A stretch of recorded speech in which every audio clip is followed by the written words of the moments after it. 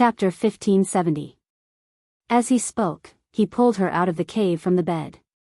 His actions seemed rough, but in reality, he was holding her hand and gently and carefully pulled her out of the cave. "I'm not going to the gods' continent." When they reached the entrance of the cave, the witch goddess retracted her hand. She tried to pull her wrist back, but he held it firmly. "You don't have a choice." He could satisfy her with anything else, but this was the only thing he wouldn't agree to. "You can't be so bossy. I'm the witch god of the witch tribe, not one of your people." She refused to follow him out of the cave, but she stood in place. When she said, "I'm not one of your people," he tightened his grip on her hand. "I'm the ruler of the gods' continent. Can't I take you away?" As he spoke, he tightened his grip on her hand. His eyes were fixed on her as he said this very seriously. As he said this, his gaze landed on her body, only to see that her shoulders were bare. Because when he pushed her onto the bed, he reached out and tore off the clothes on her shoulders, revealing half of her fair shoulders. At this moment, her shoulders were half exposed. Her fair shoulders swayed in front of him. He swallowed hard and took a big step forward. "What are you doing?" When she saw him standing in front of her, she took a step back out of reflex, but she fell back against the stone wall of the cave. He didn't say anything and moved closer to her. She instinctively shrank back. Because of the way he treated her just now, she was in a daze for a moment. Just as she was about to push him away, he grabbed her wrist. Then, his hand was attached to the plain clothes on her shoulders. Just when she thought he was going to do something unreasonable to her, she felt his hand on her shoulder grab her black shirt and pull it up a little. He didn't let go of her until he tidied up her clothes. So he just wanted to tidy up her clothes.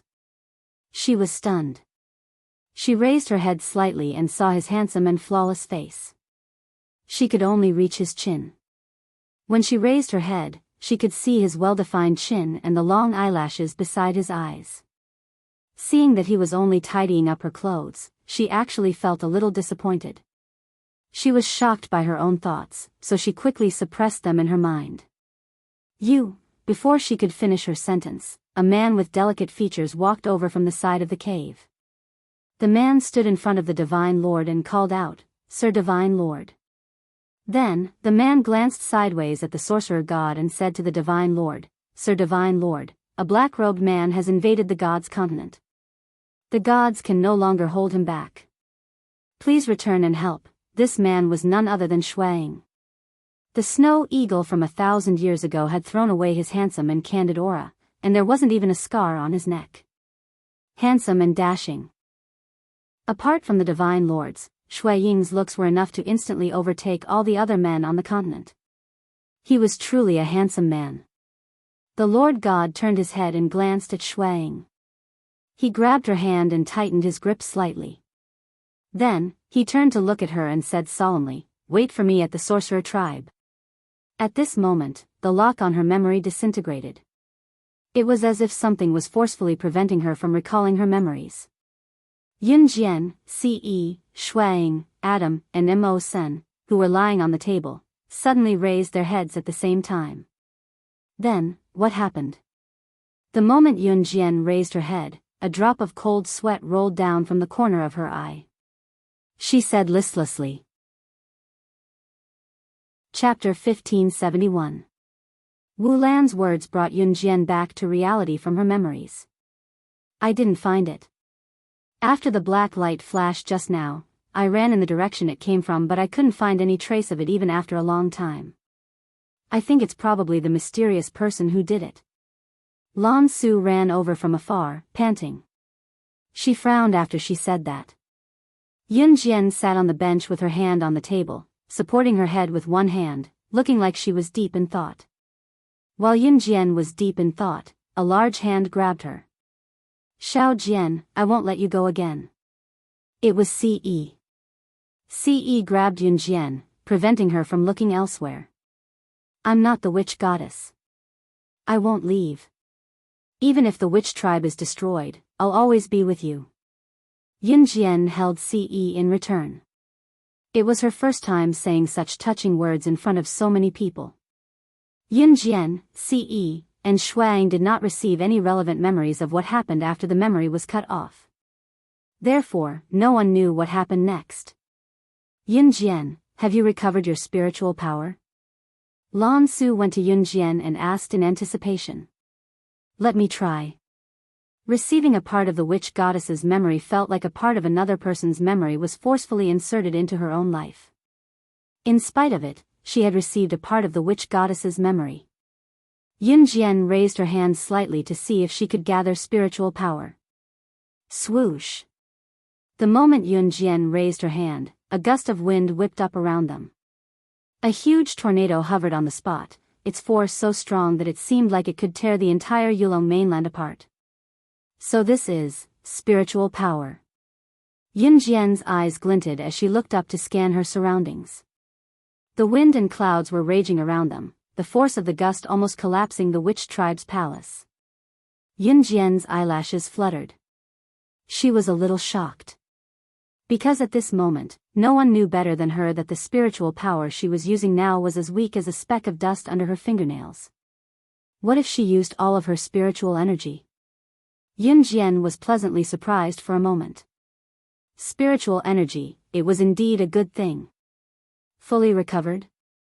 Yunjian, have you fully recovered your spiritual power? Lan Su was already used to calling Yunjian by her real name. At this moment, seeing Yunjian's spiritual power recover, Lan Su was so excited that she almost jumped up. Sorcerer God. Patriarch. What was going on? Why did the sky suddenly darken and there's even a gust of wind? In a place far away, a young shaman girl braved the fierce wind and walked towards a side courtyard with great difficulty. The strong wind blew all of a sudden. The people of the sorcerer tribe were celebrating the return of the sorcerer god and the return of the sorcerer tribe as the #1 family in the Yulong mainland. However, this gust of wind had suddenly blown up, and scared the people of the sorcerer tribe. Could it be that the Huyan family hadn't been destroyed? Therefore, the people of the sorcerer tribe in the palace deliberately sent the young shaman girl to the backyard to ask for help from the sorcerer god and the patriarch. It's me, Yunjian's red arc curved slightly. She raised half of her face into a smile. Then, she put down her hand. The huge wave that had just condensed in her hand disintegrated and disappeared in a flash. It didn't leave any trace behind. The young shaman girl was stupefied when she saw this scene. The young shaman girl was stunned for 2 seconds. Then, she suddenly exclaimed loudly. She turned around and rushed towards the main hall. She ran while shouting, "The sorcerer god has recovered his spiritual power. The sorcerer god has recovered his spiritual power." Her ecstatic voice almost reverberated through the sky. It wasn't difficult to feel how pleasantly surprised the young shaman girl was when she heard this news. The sorcerer god was powerful, and this meant that the sorcerer tribe would be able to maintain peace for a long time. The sorcerer god was the religion of the sorcerer tribe. In the past, the sorcerer god had killed the gods of the gods continent. Some people had once asserted that the sorcerer god of the sorcerer tribe was more powerful than the sorcerer god in the whole world. Besides the Lord God of the gods continent, no one could be a match for him. The sorcerer god was a person who existed in the world. People couldn't help but respect and adore him. The Yulong continent seemed to be peaceful. But, it was full of ups and downs of crisis. The person who had interrupted her, CE, and the others from receiving the memory transmitted from the sandalwood box must be that mysterious person. She hadn't seen the mysterious person's true face from her previous life until she had returned to the Yulong continent. But, the mysterious person had always existed. Yunjian couldn't express her anger in words. But, she had to go back to Earth first. As for the central continent that she had heard from the mouth of the Huyan family's patriarch, Huyanba had said that he had heard the conversation between 2 mysterious people in the central continent. So, Yunjian had to go to the central continent. But now wasn't the time. She had to go back to Earth now. Yunjian, CE, and the others returned to Earth early the next morning. They went straight to Pu City in He Province. Chapter 1572. Country Z, He Province, Pu City. The morning sky was a little hazy. It was chilly and the wind blew. The sun could not be seen until noon. There were only dark clouds in the sky. They were different from the snow-white clouds that floated by on a sunny day. The dark clouds that floated by in the sky were very dark. The dark clouds dyed the sky pitch black. However, there was no sign of rain on the dark clouds that had been floating in the sky since the morning. The friendly competition started in the morning and lasted until 4 in the afternoon.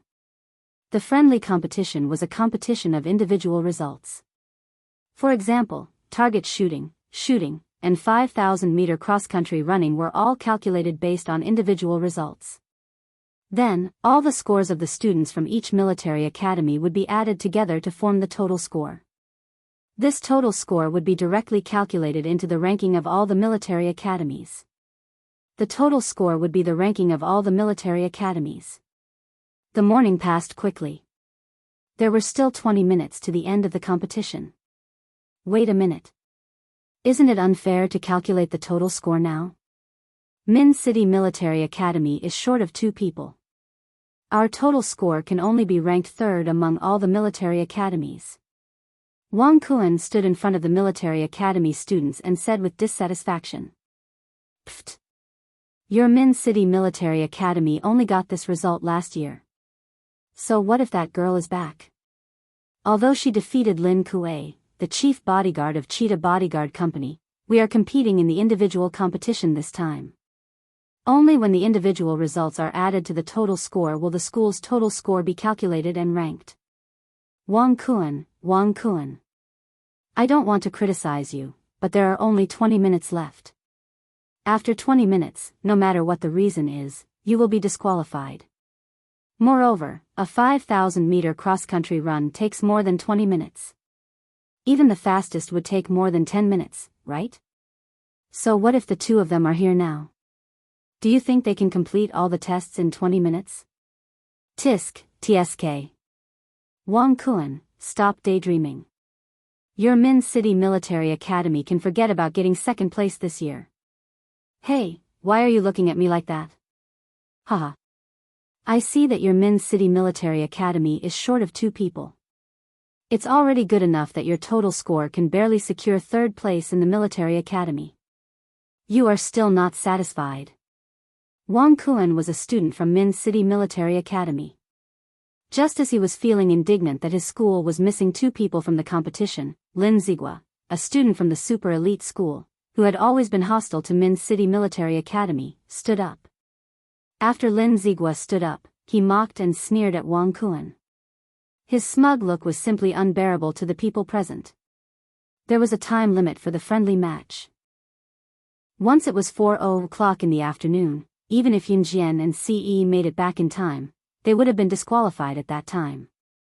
Even if he came back now, there were only 20 minutes left before the start of the match. In 20 minutes, they had to finish the 5 events of the 5,000-meter cross-country run, shooting, target practice, and long jump. Pfft, was this a dream? Unless Yunjian and Ce could fly, there was no way they could complete these 4 projects. Lin Zigua, you. Wang Kuan was so infuriated by Lin Zigua that he almost vomited blood.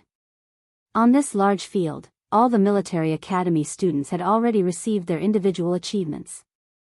They were just waiting for 4:00 to officially end the friendly competition. What about you? Who asked those 2 students from Min City Military Academy to be so useless? They want to compete with our super elite school? Dream on. Lin Zigua said arrogantly. At this point, Lin Zigua felt that it was not enough, so he added, I think you should just give up on those 2 students from Min City Military Academy. They won't be able to come back. Even if they come back now, it's too late. There's only 20 minutes left. You can still fight. Lin Zigua muttered the last sentence to himself. However, just as Lin Zigua finished muttering to himself, a sharp female voice rang out. The voice was loud and clear, but it was enough to make everyone present turn their heads and look over. Who said we're giving up? Don't talk about whether your super elite military academy can keep 2nd place. Today, I'm going to take 1st place from Taiji Military Academy. Just as he said that, Yunjian and Ce came into view from the other end of the hall. Chapter 1573. She actually said that she wanted to take first place in Taiji Military Academy? How arrogant. Everyone present sucked in a deep breath. Yunjian's ability aside, the friendly competition wasn't about a person's ability. It was about the points of each person's abilities. The total score of a military academy was calculated by adding up the scores of all the students in each individual event. What kind of existence was Taiji Military Academy? Since the first season of the friendly competition, Taiji Military Academy had been firmly in first place.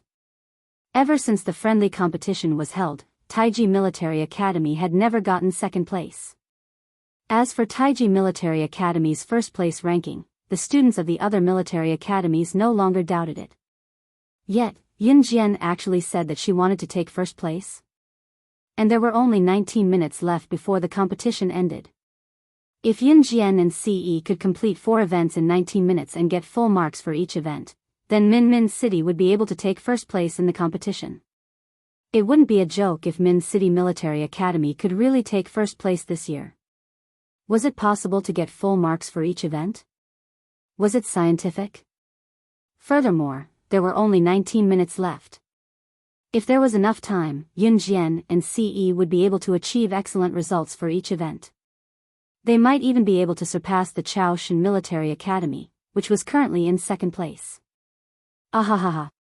There are only 19 minutes left, alright? Weren't the two of you pretty cocky 2 days ago? Now that there's not enough time, let's see if you can still do it. Lin Zigua was already dissatisfied with Yunjian and Ce's abilities. Taking advantage of this opportunity to mock them, he mocked them for the rest of his life. That's right. There are only 19 minutes left before the competition ends. Does she really think that she's a god? Although this girl is pretty, she's too narcissistic. Yeah, she really doesn't know what's good for her. The students from the other military academies also started mocking them. In an instant, everyone's target was Yunjian and Ce. Since the students from the other schools had already finished their matches, more than 100 people were waiting to see Yunjian and Ce's performance. Teacher, please help me prepare the timing for all the events. Ignoring everyone, Yunjian turned to look at the referee who was recording the results and keeping time with the stopwatch and spoke faintly.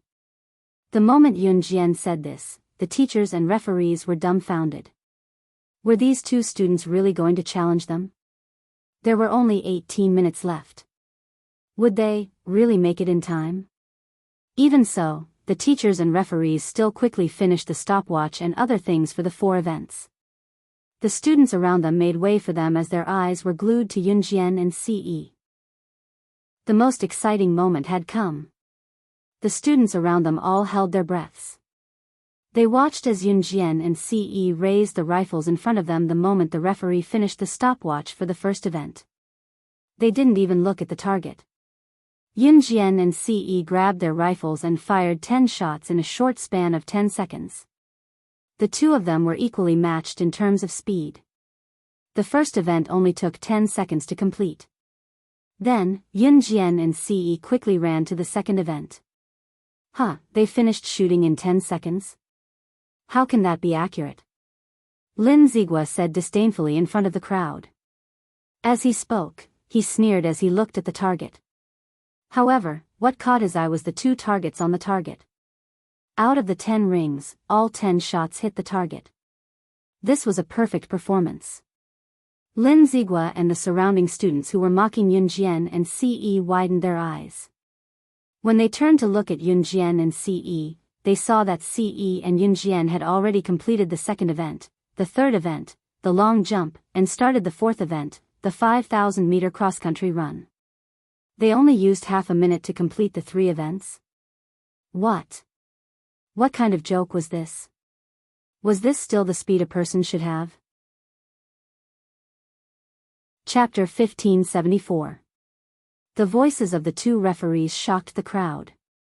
Excluding the time taken to run from one event to another, Yunjian and Ce completed one event every 10 seconds. Lin Zigua, who was standing far away, exclaimed in horror, "No. This is impossible. How can they complete the task in such a short time? And, full marks. If Yunjian and Ce could complete the 5 kilometers cross-country run in the last 10 minutes and get full marks, then Min City Military School would be first this year. At this moment, not only were Lin Zigua and the other super godly military school students shocked, even the Taiji military school students widened their eyes in shock. On the other side, Ce calmly reached out and grabbed Yunjian's hand in front of everyone. The two of them ran towards the route of the 5 kilometers cross-country run. It didn't seem like they were running, but they were actually running very fast. Most importantly, Ce and Yunjian hadn't used their full strength yet. But even so, it was enough to make everyone's hearts clench.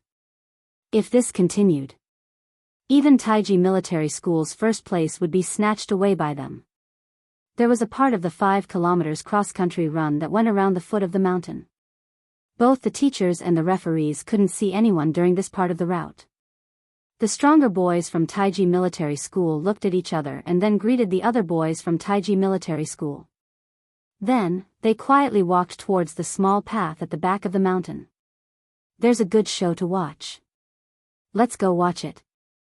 Lin Zigua saw this and brought a few students from his school to chase after them. Wang Kuan and the rest didn't notice the small movements of Taiji Military School and Lin Zigua's group. The people from Min City Military School were still standing in place, waiting for Yunjian and Ce to arrive. Back of the mountain, Ce and Yunjian were sprinting at top speed. To outsiders, they looked like they were sprinting, but at this moment, Ce was holding Yunjian's hand as he jogged with Yunjian at his slowest speed. The two of you, if you're smart, you'd better stop right now. Don't lose this round on purpose. Our Taiji Military Academy has been in first place since the start of the friendly competition. If Taiji Military Academy loses the competition because of you, we won't let you off. A few boys from Taiji Military Academy rushed out from the small path and stood in front of Yunjian and Ce's route. They blocked Yunjian and Ce from afar. The boys from Taiji Military Academy were all tall and strong. They stood in a row and blocked Yunjian and Ce's path. From the looks of it, even if they couldn't beat Yunjian and Ce, they still wanted to prevent Yunjian and Ce from reaching the finish line in the allotted time. If Yunjian and Ce got full marks this time, then no one would be able to change Min City Military School's first place. Lin Zigua and the rest, who were following behind, watched from afar. There wasn't much time left. With the boys from Taiji Military Academy blocking them, Yunjian and Ce definitely wouldn't be able to reach the finish line in the allotted time. Lin Zigua grinned and thought that the boys from Taiji Military Academy would definitely be able to stop Yunjian and Ce. Lin Zigua and the rest were shocked to see this scene. However, Yunjian and Ce didn't even look at the boys from Taiji Military Academy. The two of them leaped up from the ground in tacit understanding. They jumped 2 meters high and stepped on the heads of the two boys from Taiji Military Academy. With a light leap, they bypassed the boys from Taiji Military Academy and continued running. The two boys from Taiji Military Academy were so angry that their faces turned green. Yunjian and Ce had already run forward. No matter how hard the boys from Taiji Military Academy and Lin Zigua and the rest chased after them, they couldn't catch up. There was no doubt that Min City Military School's first place was in the bag. Yunjian had just finished running when she saw Yu Xiaoluo standing by the side at the finish line. Seeing that Yunjian had reached the finish line, Yu Xiaoluo waved at her. Although she didn't know why Yu Xiaoluo was here, Yunjian still walked over. Ce didn't follow her because Yu Xiaoluo had stopped her. In the dark, Yu Xiaoluo frowned slightly. He turned his head and said to Yunjian, "The hunting school selection has been brought forward. It will officially start in 7 days. Then, there will be a month of closed training. Those who are eliminated will be sent out of the selection field. Are you ready?" Hearing this, Yunjian raised her eyebrows slightly and said softly, "I'm always ready." Chapter 1575. Since you're always prepared, I'm relieved. I'm just worried that the selection would be held a month later, but now that it's brought forward, you won't be prepared. Yu Xiaoluo was relieved to hear Yun Jian say that she was ready. He was afraid that Yun Jian would be eliminated within a few days of going to the selection if she wasn't prepared. The selection, as the name suggested, was to select those who could represent Country Z and go to the hunting school to further their studies. The selection would eliminate all the shortlisted candidates, and the top 3 special forces would be selected in the end. The top 3 special forces would be members who could go to the hunting school to further their studies. Okay. Yun Jian nodded at Yu Xiaoluo. Although Yun Jian's attitude towards Yu Xiaoluo was normal, it was all thanks to Yu Xiaoluo's recommendation in front of Min City's principal Ma that she was able to enter the selection. Yu Xiaoluo was Gu Yunjian's comrade. He had promised Gu Junjian that he would take good care of Yun Jian at Min City's military academy. He did it and even did her a big favor. Yun Jian had always been a person who would take revenge and repay kindness. Although she wouldn't say much, she would always remember his kindness in her heart. Yun Jian, you can go over there and gather first. I'll leave first. I have a mission. I was just passing by, so I thought I'd tell you about it. Yu Xiaoluo saw that the students from Min City's military academy had already gathered and were preparing to return to Min City. He quickly reached out and pointed in their direction before speaking to Yun Jian. After Yu Xiaoluo finished speaking, he turned around and left first. He was wearing a dark green military uniform. His tall and handsome figure was enough to make many women scream. Yun Jian walked over to Ce the moment Yu Xiaoluo turned around. What did you say? Ce grabbed Yun Jian's little hand and asked softly. Yun Jian told Ce that she was going to the hunting school. Ce tacitly agreed with Yun Jian's decision. As long as her decision didn't endanger her life, he wouldn't stop her. Coincidentally, I'm also going back to the organization. Call me when you're back. As soon as she returned, he would return to Min City's military academy or Longmen City immediately. Since she wasn't around, he naturally wouldn't stay a second longer. He reached out and rubbed Yun Jian's head as he said softly. He loved her more and more, just like when he was the Lord Divine Lord, he was willing to give up his life for her. Ce didn't tell anyone that he had recovered all his memories from his previous life when the sandalwood box was opened. Yun Jian's memory stopped at that moment, but Ce's memory had completely recovered. However, he did not intend to tell her about his memory recovery. If possible, he hoped that she would never regain her memories. Back then, the sorcerer tribe had been framed by the black-robed man. The sorcerer god had used all of his spiritual energy to protect the sorcerer tribe, but he himself had gone against the heavenly Tao and his soul had been destroyed. As a divine sovereign, he didn't even think twice before using his own godhead to defy the heavenly Tao and save her. A god who used his godhead would have his soul destroyed directly. He had planned to exchange his life for hers. Afraid that the black-robed man would harm her again, he forcefully tore open the stone tunnel to earth and sent her there. As for himself, his soul should have been destroyed because he had gone against the heavenly Tao, but somehow, he had fallen to earth and followed her. As for his 4 guardians, the 4 leaders of an Hun group, they had followed him to earth voluntarily and had lost their memories of their past lives. One of the most important reasons Ce didn't want Yun Jian to remember the past was that the black-robed man must be the mysterious person who had never shown himself.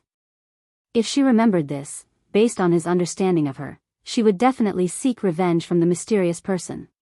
He didn't want any accidents to happen to her, not even the slightest possibility. It was enough for him to take revenge for her alone.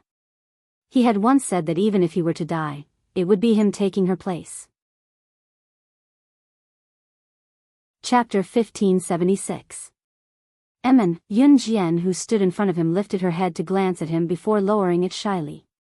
Looking at Yun Jian, Ce felt that everything he had done was worth it.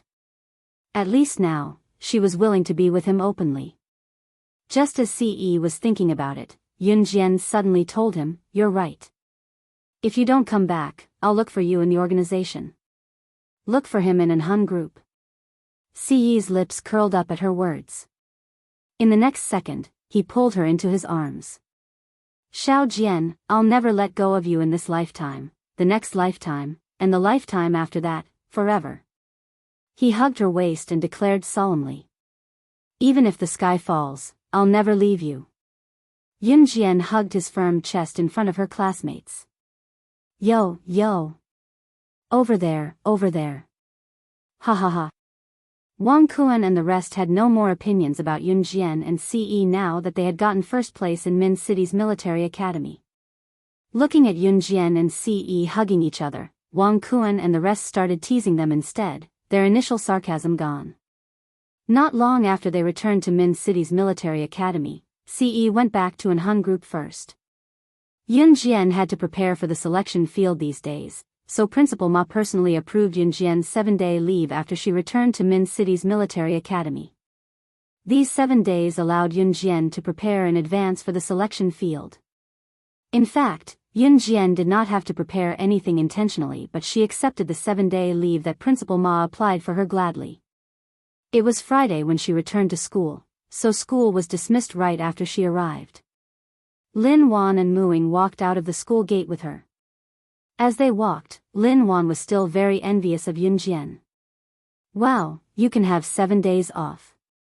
That's so cool. I really envy you, Yunjian. We can rest for 2 days on the weekend. Muing whispered at the side. That's different. We have 2 days off on the weekend and have to go back to school. Yunjian can rest for 7 days. 7 days. It's as long as the National Day holiday. Lin Wan said enviously. Most of the students were counting the days until the holidays. Muing, on the other hand, felt that school was a very safe place after her bloody experience in the Anhun organization in her previous life. On this point, everyone's experiences were different, and their understandings were also different. Just as she returned to Longmen City, Yunjian received Ning Lanlan's call. It had been a while since he last saw Ning Lanlan. He first met Ning Lanlan when they were having a barbecue by the river. Ning Lanlan had borrowed salt from Yunjian and the others.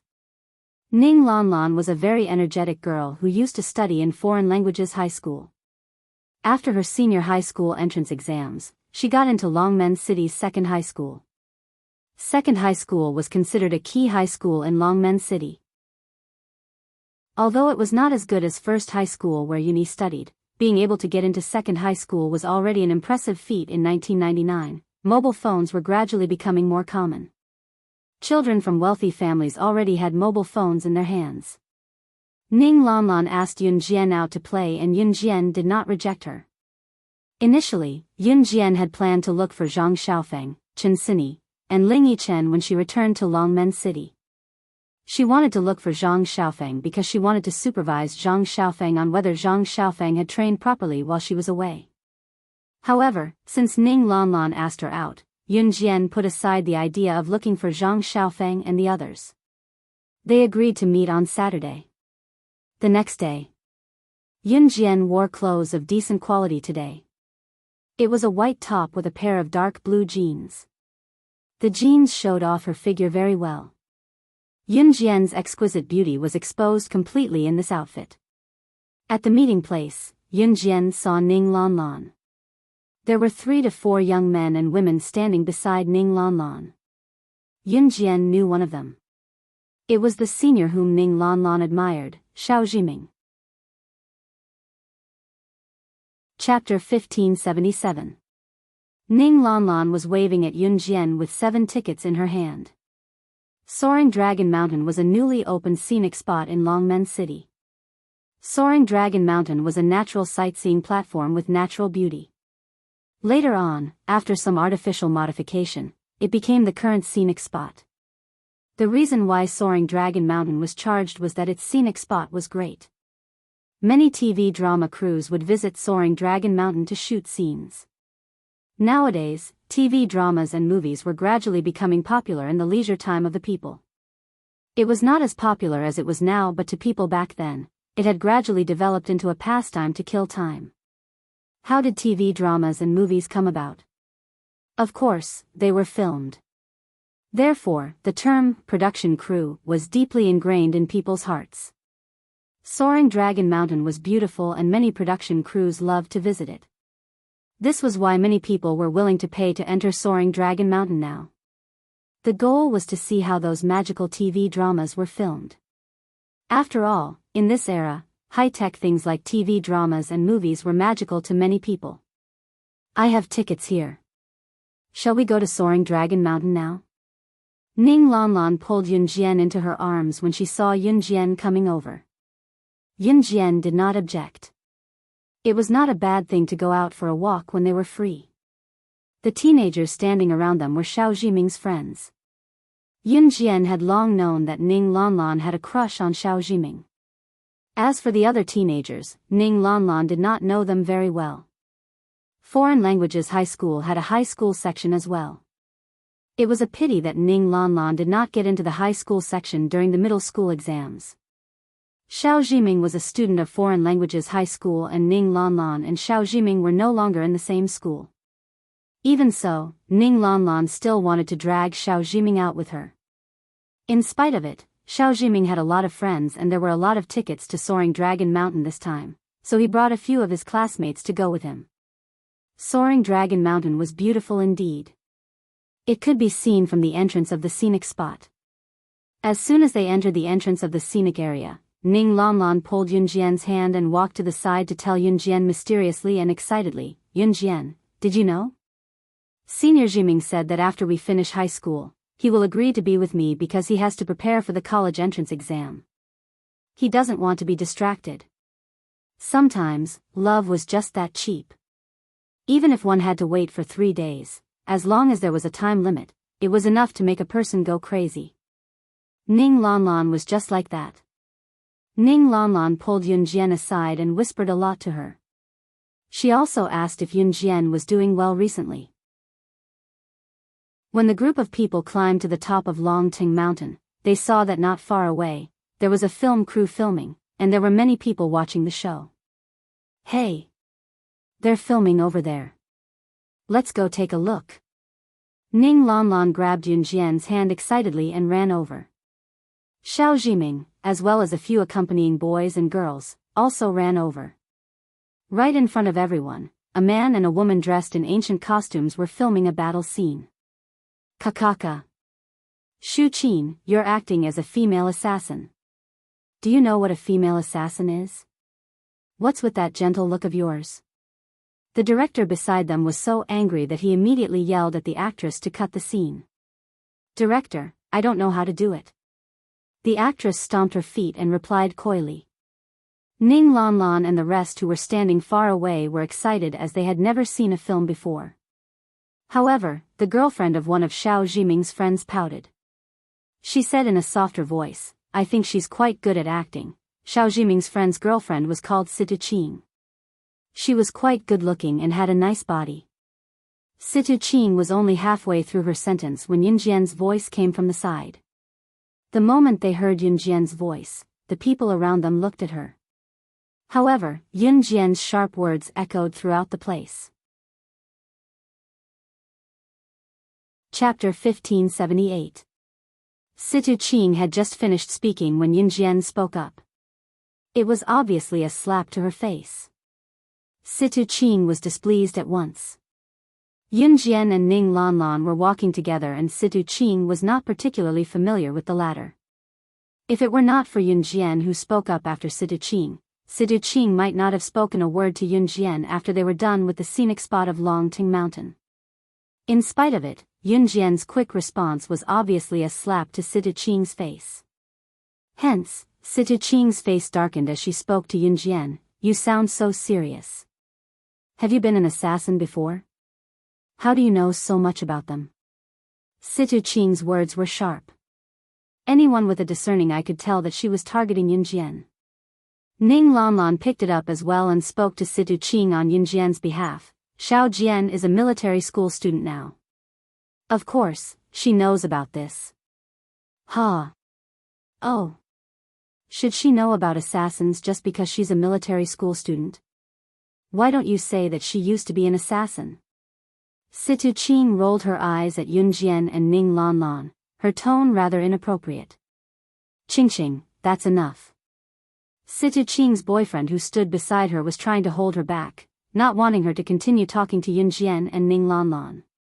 "Hey, let go." Situ Ching flung her boyfriend's hand away like she was pissed off. She stood aside in a huff. Cough. This little girl's analysis is very thorough. I don't know if this little girl has some understanding of this profession. Can I ask this little girl to teach the actors in our cast?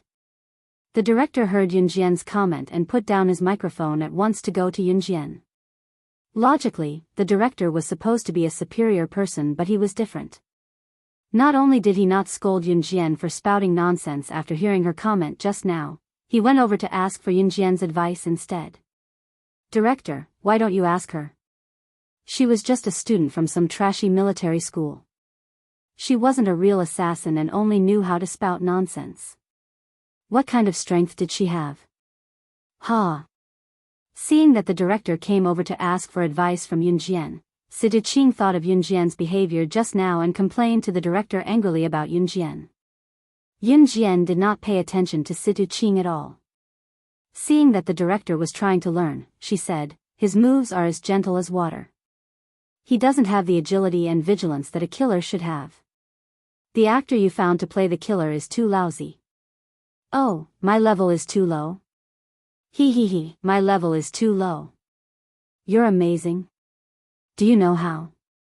I've never seen an assassin before. If you do, why don't you demonstrate it for me? The actress named Shu Qin, who was standing not far away, heard Yunjian's words. She was so angry that she shouted at Yunjian. Watch carefully. I'll only demonstrate once. Yunjian really walked over there. The actress on the other side was stunned.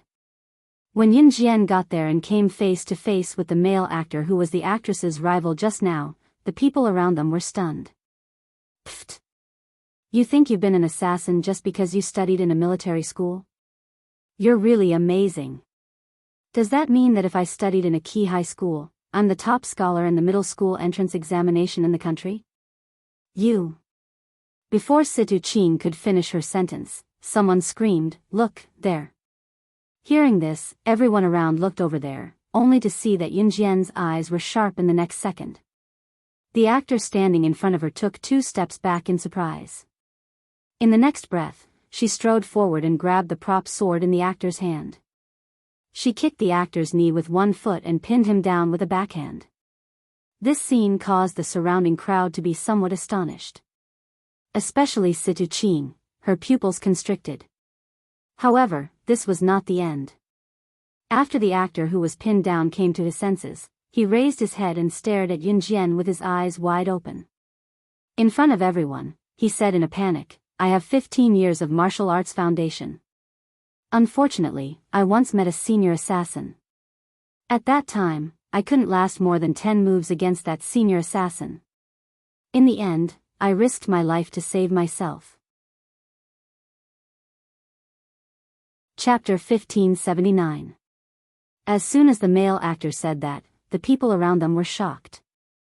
Situ Ching and the actress Shu Qin, in particular, looked as terrible as charcoal. "I'll be a soldier in the future."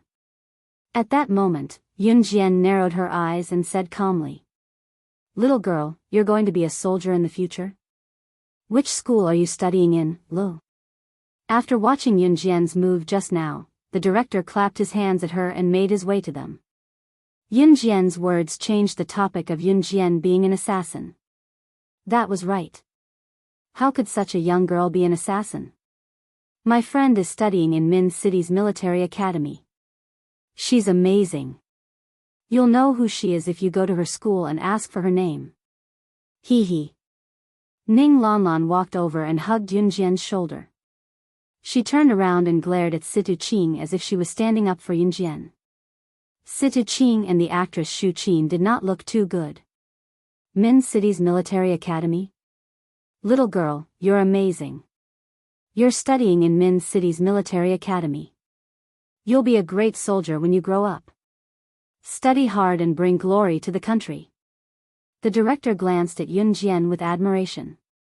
I will. Yunjian narrowed her eyes. As Yunjian spoke to the director, Situ Ching and the actress Shu Qin did not look too good. All right. Shu Qin, continue. Did you see what this little girl demonstrated for you? Do what she did just now. Bring out your aura. Act well. After speaking to Yun Jian and Ning Lanlan, the director turned around with a thin script and waved it up and down to get the actors to continue. Situ Qing was left standing on the spot. Her expression was extremely grim. As it turned out, Yun Jian had given her a hard slap in the face. Situ Qing was a stubborn person. After what happened just now, she was suddenly enraged. She turned around and walked down Longting Mountain. Situ Qing's boyfriend saw that and quickly chased after her. Qingqing, where are you going? Slow down. Don't throw a tantrum. Situ Qing refused to continue strolling around Longting Mountain, so she left with her boyfriend. Situ Qing's boyfriend was Xiao Jiming's friend. Xiao Jiming smiled awkwardly and said to Yun Jian and Ning Lanlan, don't mind them. Let's continue shopping. Dragon Soaring Mountain had great scenery. Yun Jian, Ning Lanlan, and the others spent the whole afternoon there and went home at 3:00 in the afternoon. When they arrived at the foot of Soaring Dragon Mountain, Xiao Jiming invited Ning Lanlan to walk around alone. Ning Lanlan was over the moon. Seeing that, Yun Jian left first. Yun Jian did not go home but went to Qing Yu's suite instead. Qing Yu stayed in Longmen City now, participating in the management of both New Cruise and Falcon Hall. Yun Jian came over to tell her something. However, just as they arrived at the door of Qing Yu's luxurious suite, Si Luo's voice came from inside. I'm not leaving. I want to stay with Sister Qing Yu and Sister Gu Nian. Sister Qing Yu said that men and women shouldn't touch each other. I don't want to stay with you, I don't want to sleep with you. This isn't right. Yun Jian heard what Si Luo said to Shuaing before she even stepped through the door. Her eyes flickered. Yun Jian had just reached the door when she saw Shuaing grabbing Si Luo's wrist. The scar on his neck could be vaguely seen. Shuaing frowned at Si Luo's words. He did not look happy but he held Si Luo's delicate wrist forcefully. He only spoke in a domineering tone after Si Luo was done speaking. You have to stay with me no matter what. Why? I don't want to stay with you. Let go of me, let go of me. Si Luo shrunk back in fear, still not daring to meet Shuaiying's eyes. Shuang was indeed a man who did not know how to speak.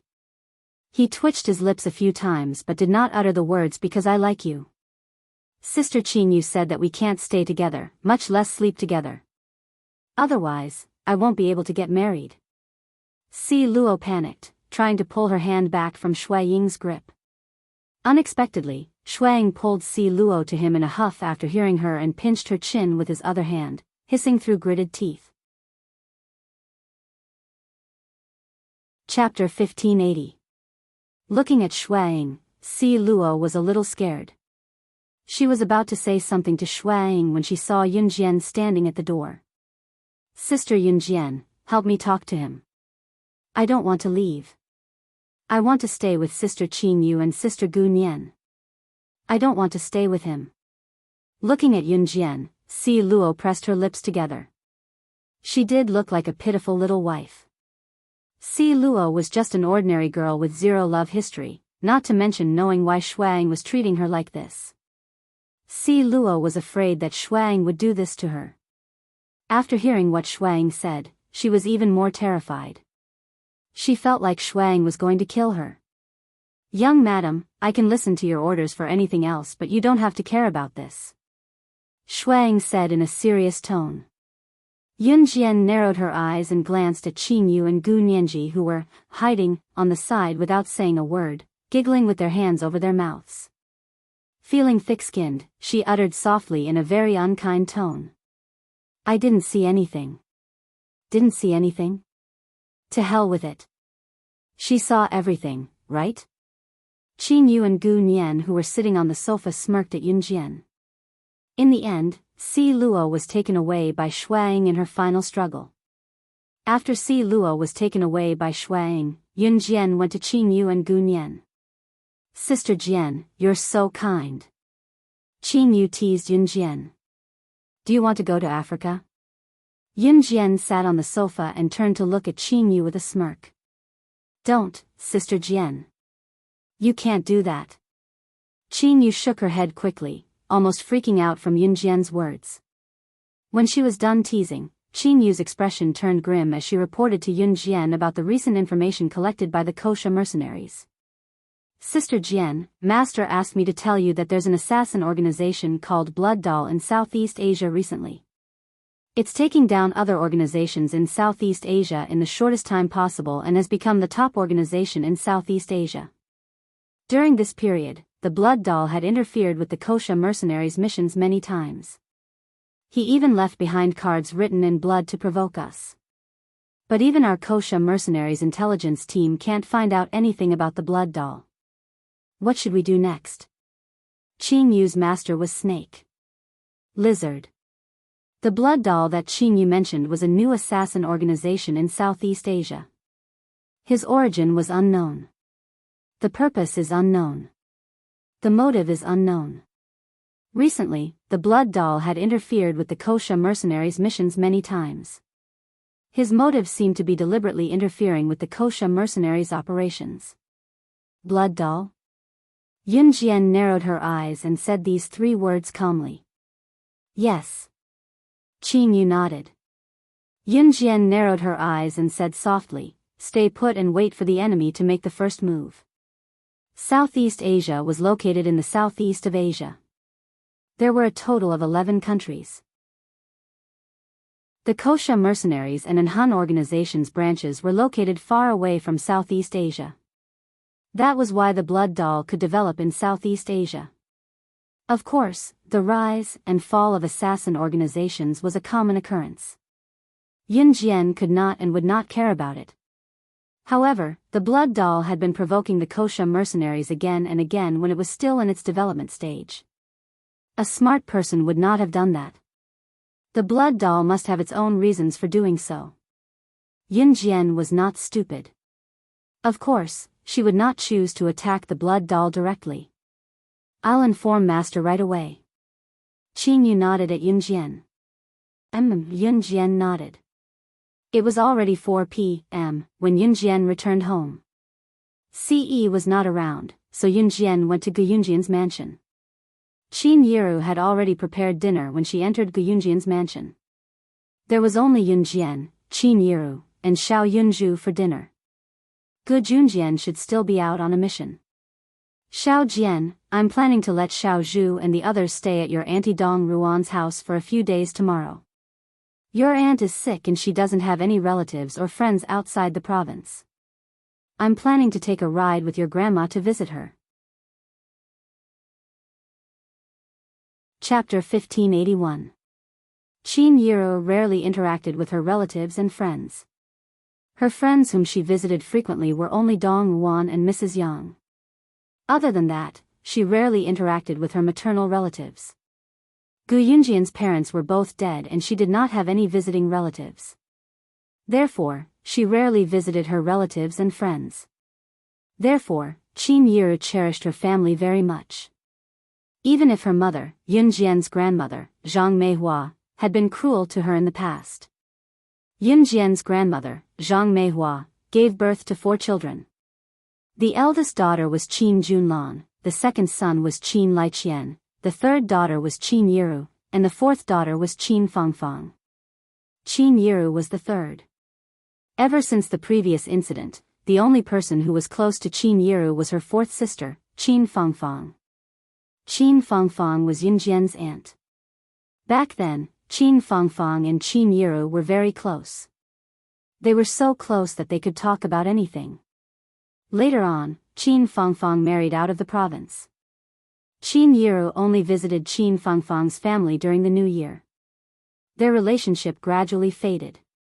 When Yun Jian's new cruise was first established, there was a car exhibition. Qin Fangfang's husband's family owned a car marketing company, so she came over to take a look. Since then, Yun Jian had never seen her aunt again. Mom, I'll go with you, Yun Jian spoke up after Qin Yiru spoke up. Yun Jian still remembered that Qin Fangfang was very nice to Qin Yiru back then. However, Qin Fangfang's mother-in-law mocked Qin Yiru in every possible way. Later on, when they found out that Yun Jian was the director of new crews, they stopped. Yun Jian was afraid that Qin Yiru would be bullied again if she followed them.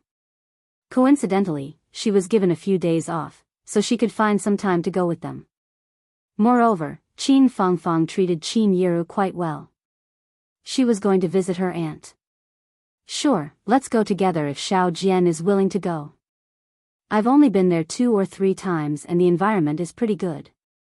It'll take about 13 hours to get there by train. It's a little far but it's okay. Qin Yiru said. Qin Yiru was still a country bumpkin in her bones. She was used to taking the train when she went out for a long trip. For Qin Yiru, an advanced means of transportation like the plane was still quite extravagant. Yun Jian didn't mention that she was going there by plane. She would arrive there in 2 hours at most. She also wanted to experience the feeling of riding a train. After chatting with Qin Yiru, Yun Jian went to look for Zhang Xiaofeng, Chen Sini, and Ling Yichen that night. Every time Yun Jian returned to Longmen City, she would look for Zhang Xiaofeng. Zhang Xiaofeng was her first disciple. She did not expect Zhang Xiaofeng to become a big shot in the international rankings.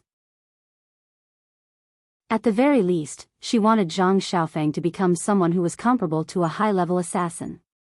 Zhang Xiaofeng had indeed fulfilled her initial wish. He did not complain about being tired. Chen Sini was the same as before, always teasing Zhang Xiaofeng. The next day, Yun Jian, Qin Yiru, and Zhang Meihua who had come to Longmen City took the train to her aunt Qin Fangfang's husband's home. Pudong City, Gan Province. Gan Province was a moderately prosperous province and Pudong City was considered one of the most developed areas in the province. Pudong City was where Yun Jian's aunt Qin Fangfang's home was located. Taking bus number 13, Yun Jian, Qin Yiru, and Zhang Meihua arrived at Qin Fangfang's husband's home. Qin Fangfang's husband was also in the car marketing business and was considered a wealthy family. Her family lived in a villa and could be considered as one of the most affluent families. Just as they arrived, Zhang Meihua led Yun Jian and Qin Yiru into the house with familiarity. Just as they entered, they saw Qin Fangfang's mother-in-law, Zhu Hengxiang, standing not far away, greeting a large group of people. These people looked to be Zhu Hengxiang's relatives and friends, both adults and children. Mother-in-law, where's my daughter? Zhang Meihua quickly brought Yun Jian and Qin Yiru over to ask. Chapter 1582. Zhu Hengxiang was Qin Fangfang's mother-in-law. She had been to Longmen City the last time, so she knew Yun Jian. Zhu Hengxiang shuddered the moment she saw Yun Jian. She glanced at Zhang Meihua before averting her eyes to the side, obviously feeling guilty. Yun Jian could tell right away. She raised a brow without saying a word. Zhang Meihua had always been proud that her fourth daughter, Qin Fangfang, had married into a good family. When Zhang Meihua saw Zhu Hengxiang, it was as if she had seen her own daughter. She reached out to grab Zhu Hengxiang's hand excitedly and continued to butter her up. Oh, my in-law, we're so close. You don't have to be so courteous. I heard that my daughter is sick, so I came to take a look. As she spoke, Zhang Meihua took out a bag of bananas she bought from the roadside and shoved it into Zhu Hengxiang's hand. Here, in-law, we bought these just now. They're fresh. Try them. Zhu Hengxiang's eyes darted around. She took the bananas from Zhang Meihua and stammered awkwardly, Oh, you're too kind, in-law, Hengxiang, who's this girl? She's so pretty. Which relative of yours is she? An old woman in her 50s or 60s, about the same age as Zhu Hengxiang, came over and asked. As she spoke, the old woman's eyes were trained on Yun Jian. Isn't this my daughter-in-law's elder sister's daughter? Zhu Hengxiang said to the old woman beside her. Your daughter-in-law's elder sister's daughter? Hengxiang, isn't your daughter-in-law? The old woman blurted out when Zhu Hengxiang mentioned Qin Fangfang. Cough, cough, cough. It's nothing. We're all family. Come and have some fruits first. I remember that you're Yinjian. Come in, there are a few girls and boys about your age over there. Go over and have some fun. Zhu Hengxiang said as she gestured for Qin Yiru to bring Yunjian to the sofa. On the other side of the sofa were Zhu Hengxiang's relatives and friends who had come to visit. A few of them were young girls and boys who were about the same age as Yunjian. No, in-law, where is my daughter? Zhang Meihua asked again as Zhu Hengxiang pushed her to sit on the sofa. Fang, she went out with Bai Wen to buy something. She'll be back soon. Zhu Hengxiang rolled her eyes and quickly said. Yunjian and Qin Yiru were sitting on the sofa. Yunjian narrowed her eyes. Zhu Hengxiang's flaw was too obvious. Anyone with a discerning eye could see that she was up to something. Could it be, something happened to Qin Fangfang? Hey, what's your name? A young man sitting opposite Yunjian looked up at Yunjian and asked. This young man was obviously the child of one of Zhu Hengxiang's relatives. He was about the same age as Yunjian. My daughter's name is Yunjian. Qin Yiru was quite polite. She nodded at the young man and said. Zijia, you really want to flirt with girls wherever you go. Another young man sitting next to him said to the young man who asked for Yunjian's name. The young man who asked for Yunjian's name was Hang Zijia. He was the son of one of Zhu Hengxiang's relatives. Brother Zijia, didn't you buy a new laptop? Hurry up and take it out for everyone to see.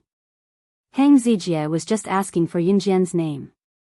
At this moment, a young girl sitting next to him glared at Yunjian and said to Hang Zijia smugly. Computers in 1999 were not cheap, especially laptops. It was rare for an adult to have a laptop in their hands, let alone a child who had such a valuable item. When Hang Zijia heard this, he quickly took out his laptop from the side, opened the lid, and turned it on. Wait, let me install a program. Hang Zijia glanced at Yunjian. Seeing that Yunjian did not care about his laptop, he added another sentence. Wow, brother Zijia, you know how to install programs? You're as good as a hacker. The young girl said again. Installing programs and hacking were two completely different concepts. However, this young girl forcefully linked the two together. No, I'm embarrassed when you say that. Hang Zijia glanced at Yunjian again and scratched his head. Chapter 1583. After hearing what Hang Zijia said, Yunjian curled her lips slightly and didn't reply. Zijia Gij, I think she probably hasn't come into contact with a laptop before. At most, she used a computer or two in school, the girl from before added. Duo, don't say that, Hang Zijia restrained the girl's words. This girl's name was Wang Duo. She looked about a year younger than Yunjian, about 15 years old. Hang Zijia and Wang Duo's families weren't poor, especially Hang Zijia's family. Thinking about it, Hang Zijia was able to afford a laptop. From this point, it could be seen that Hang Zijia's family was definitely not too poor. I'm just telling the truth, Wang Duo glanced at Hang Zijia and said innocently. Oh right, Hang, isn't your brother a hacker? I heard that 2 years ago, he used a computer to hack into a large company's technology department and was reported to be in jail for half a year. How's he doing now? The boy sitting next to Hang Zijia asked. As he asked, he glanced at Yunjian from the corner of his eye. Boys in their youth all had a common problem, which was that they liked to show off in front of girls. The boy sitting next to Hang Zijia was called Duan Qingxian. He was tall and well-built with a lean body. His looks were all right and he looked like a delicate-looking teenager. Seeing his brother being so cooperative, Hang Zijia smiled and said, My brother is just like that. Now that he's out of prison, he's going to work in a large company. He won't dare to casually hack into the technology department of other companies, lest he gets caught and squatted in jail again. Young boys and girls mainly talked about things that were strange. Whoever said something strange would be the most successful at showing off. Take Hang Zijia for example. Not only did Hang Zijia think that his brother was a hacker, but others also thought that it was unheard of and that it was amazing. More importantly, he even thought that his brother had been in jail before and was different from others. This was something worth showing off about. Your brother was in jail before? Sure enough, the moment Hang Zijie said that, another girl beside him asked curiously. Hang Zijie said something to the girls, then turned to look at Yun Jian. However, seeing that Yun Jian didn't move at all, he couldn't help but have some doubts in his heart. Why was she the same as other girls? Wasn't she curious or surprised? Shouldn't they be chasing after him and asking him all sorts of questions? Wow, I suddenly feel that hackers are amazing. Brother Zijie, you should learn from your brother and learn all his hacking skills. That sounds so cool. Wang Duo said again with a look of admiration. Yun Jian pursed her lips and remained silent. That's right. I really want to know who's the best hacker in the world. Duan Qingxian, who was sitting next to them, added, his eyes shining. I asked my brother about this question, and my brother told me about it. Hang Zijie said exaggeratedly. Who? Who? At this moment, all the young boys and girls looked over. Everyone wanted to know the answer to this question. Yun Jian, do you know? Hang Zijie saw that Yun Jian simply closed her eyes. He couldn't accept that Yun Jian wasn't surprised by what he said, so he asked again. I don't know. Yun Jian directly replied with 3 words. My brother said that the best hacker's account name is SS, but no one knows who she is. No one can find out her background. I think she should be a very powerful hermit. Hang Zijie said proudly. His words were bragging as if the person he was talking about was himself. Wow. Is that true? She's that good? The young boys and girls beside them exclaimed. Of course. My brother is amazing, right? He said that he can't even compare to a millionth of the person with the account name SS. And I heard that the person with the account name SS has broken into the national defense systems of countless countries. Her hacking skills are so cool that it's off the charts. There was once when she directly disintegrated a large country's armed forces equipment in just a few minutes. Chapter 1584. This person called SS is so powerful. The people around immediately exclaimed, especially Wang Duo and Duan Qingxian, who helped Hang Zijie show off his brother's abilities. They were now covering their mouths and exaggerating. Girls and boys like Wang Duo and Duan Qingxian liked to make a big fuss whenever they encountered something. Hacker was a new term that everyone came into contact with. In the past, when the internet was not developed, hackers naturally did not exist. Now, with the development of the internet, the term hacker gradually appeared in people's eyes. Yeah, in the world of hackers, that SS ability has reached a level that no one can surpass. My brother said that the top hackers in the world joined forces and tried to break SS system to find out the true identity of SS. Guess what happened in the end? Hang Zijie saw that Yun Jian's eyes were closed and now she opened them. He thought that Yun Jian must be interested in what he said, so he spoke more enthusiastically. For a guy like Hang Zijie, to be able to show off in front of a beautiful girl and make the other party feel that he was very powerful, this was a very satisfying thing. However, Yun Jian only opened her eyes and did not say anything. She even slightly raised her red lips and did not say anything. What happened next? Brother Zijie, only you know the result here, don't keep us in suspense. Wang Duo heard Hang Zijie's words and instantly felt very proud of her good relationship with Hang Zijie. She said in a slightly coquettish tone.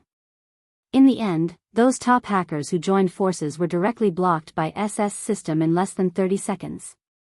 Even the computer screen went black. They are all top-notch hackers. They are professionals and should be able to break SS ban, but SS ability is who knows how many times stronger than them. They couldn't fight back at all. Hang Zijie said while paying attention to the reactions of the girls around him. He saw that the girls around him widened their eyes in surprise, and some even made a sound. His self-esteem was greatly satisfied. Oh right, my brother will be here in the afternoon. I can let my brother show you his hacking skills. Hang Zijie added another sentence. Hearing this, the boys and girls around him instantly felt their blood boil. Yun Jian was the only one who remained seated. She narrowed her eyes and curled her red lips.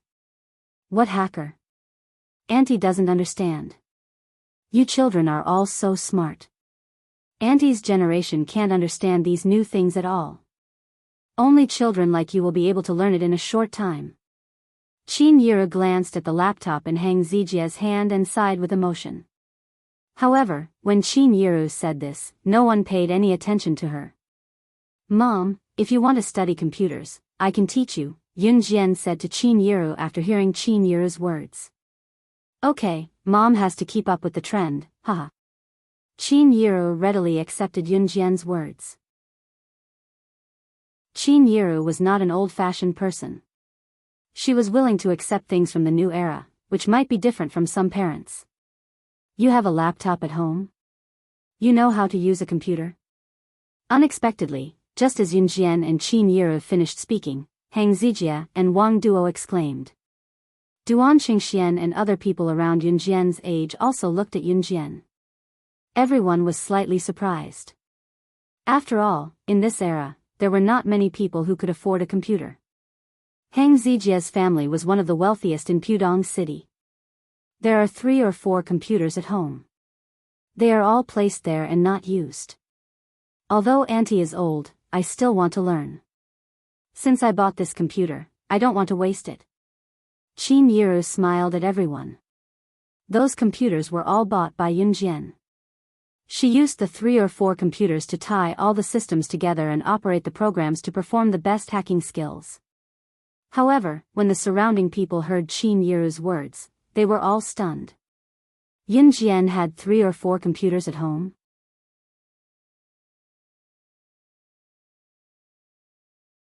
Hang Ziliang didn't need to ask to know what had happened. He smiled at the crowd and greeted, "Hello, everyone. Brother. Come here. Why don't you demonstrate your hacking skills to everyone?" Hang Zijia pulled Hang Ziliang to his laptop and then stuffed his laptop into Hang Ziliang's hand and said, "What do you want to see?" Hang Ziliang didn't beat around the bush. He sat down and said, "Look, the kid over there is playing games on the computer. Do you have a way to make his screen black?"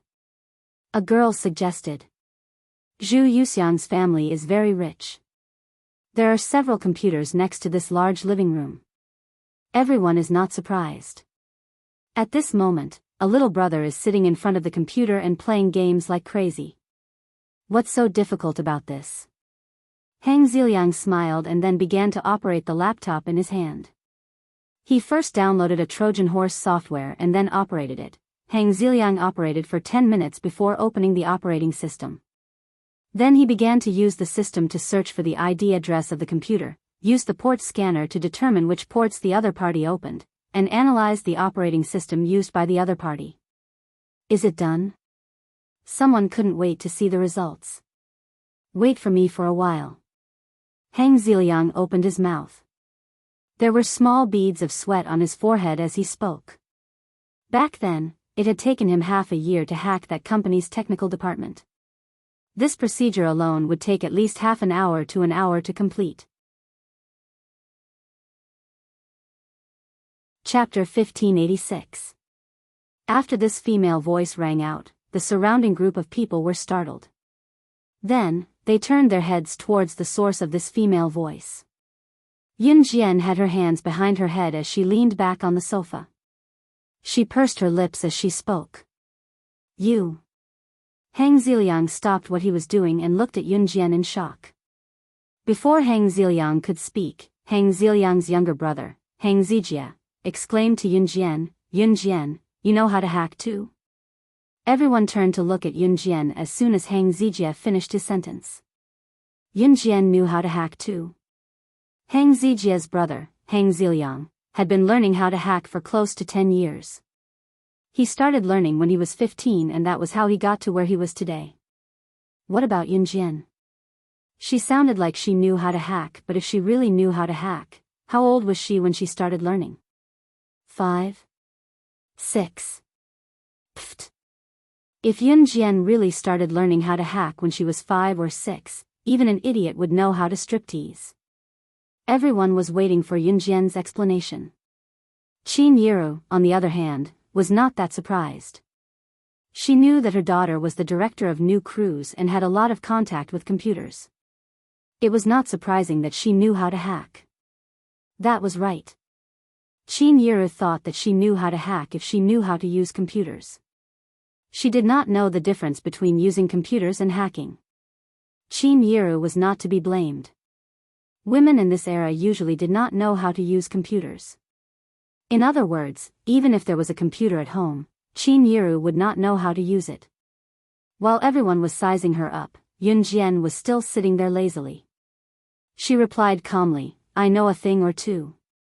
If those international guys knew that SS had the audacity to say that she only knew a little about hacking in front of a large group of people, those guys would probably vomit blood in anger. What did she mean by only knowing a thing or two? Yes, she knew a thing or two about hacking. The moment she started, she broke into the national defense digital system of a big country. In the end, she even forced the other party to beg her for mercy and ask for the system to retreat. So you also have some understanding of hacking techniques. Hang Ziliang's hands trembled as he operated the computer system. He put it down and told Yunjian, "Don't worry about it." Hang Ziliang was already sweating all over. It would take him at least half an hour to lock onto a computer and turn it into a black screen. However, what Yunjian said just now surprised Hang Ziliang. 3 seconds of operation to black out the other side of the screen? Is this for real? Only the legendary SS would be able to hack that kid's computer screen in 3 seconds. The little girl sitting opposite him was probably bragging to him, right? Hang Ziliang was a little unhappy. "Little girl, you're amazing. Why don't you give us a demonstration?" Hang Ziliang exited all the system programs and then handed the computer to Yunjian. Hang Ziliang looked as if he was saying to Yunjian, "You can do it, then give it a try." But in reality, what Yunjian said just now made Hang Ziliang feel a little disgusted. No one liked to be praised as weak, especially Hang Ziliang, who was an indomitable man. No need to bring the computer over. Yunjian's eyes moved slightly. She still put her hands behind her head and said to Hang Ziliang. Hearing Yunjian's words, Hang Ziliang couldn't help but twitch the corner of his mouth. The people around, including Hang Ziliang, were secretly complaining in their hearts. Yunjian definitely didn't know anything, she was pretending to know. However, just when everyone thought that Yunjian was pretending to know, Yunjian suddenly leaned forward. She reached out and pressed 5 keys on the computer that Hang Ziliang was holding. It only took 3 seconds. Chapter 1587. Mom. Mom. My computer is broken. I want to play games. I want to play games. Hurry up and fix it. I'm so angry. On the other side, the little boy sitting in front of the computer was so angry that he smashed the keyboard and roared at the woman in front of him because of the black screen. Being interrupted in the middle of a game was the most intolerable thing. Especially children who were addicted to games, the thing they hated the most was the computer suddenly turning black in the middle of a game. The little boy roared and the adults beside him immediately ran over. It was obvious that this little boy was the apple of his family's eye. "Baby, what's wrong? What's wrong?" The little boy's mother hurriedly ran over. "Computer. The computer froze. Hurry up and fix it. I want to play." The little boy had just pointed at the computer screen and spoke to his mother when the computer screen had already recovered from the black screen. "Oh, my little baby, you don't have a fever, do you?" The mother was so scared that she quickly pressed her lips against the little boy's forehead and used her lips to feel the little boy's temperature. Not far away, Yunjian had just retracted her hand from the laptop's keyboard. The people sitting around maintained their usual dumbfounded expressions. They saw with their own eyes that Yunjian had tapped 5 times on the laptop's keyboard. In just 3 seconds, the little boy's computer screen had turned black. Then Yunjian pressed 2 more times on the computer and the little boy's computer recovered. How could you use such a fast speed to find the other party's computer ID and cause the screen to turn black? Hang Ziliang was scared silly. He stared blankly at Yun Jian and said these words in a daze. I've been in this industry for so long and I've never seen anyone with a hand speed comparable to yours. Hang Ziliang said these two sentences in professional language, so the people around him didn't really understand. When Hang Ziliang said this, Hang Zijia, Wang Duo, Duan Xingxian, and the others who were sitting around him all sucked in a breath. Brother, what she did just now, can't you do it? Hang Zijia turned his head to look at his brother, whom he admired very much, and asked. Could his brother not be able to hack a computer screen as quickly as Yun Jian? Yun Jian's actions just now were simply too cool. As soon as Hang Zijia finished speaking, everyone turned to look at Hang Ziliang. Outsiders might not understand, but Hang Ziliang was an insider. Moreover, Hang Ziliang was very powerful. He had once hacked into a large company's technical department. Therefore, everyone present was waiting for Hang Ziliang's evaluation of Yun Jian. Brother Ziliang, you can definitely do what she did just now, right? After Wang Duo saw Yun Jian's move just now, she was a little unconvinced, so she looked sideways at Hang Ziliang and said very intimately.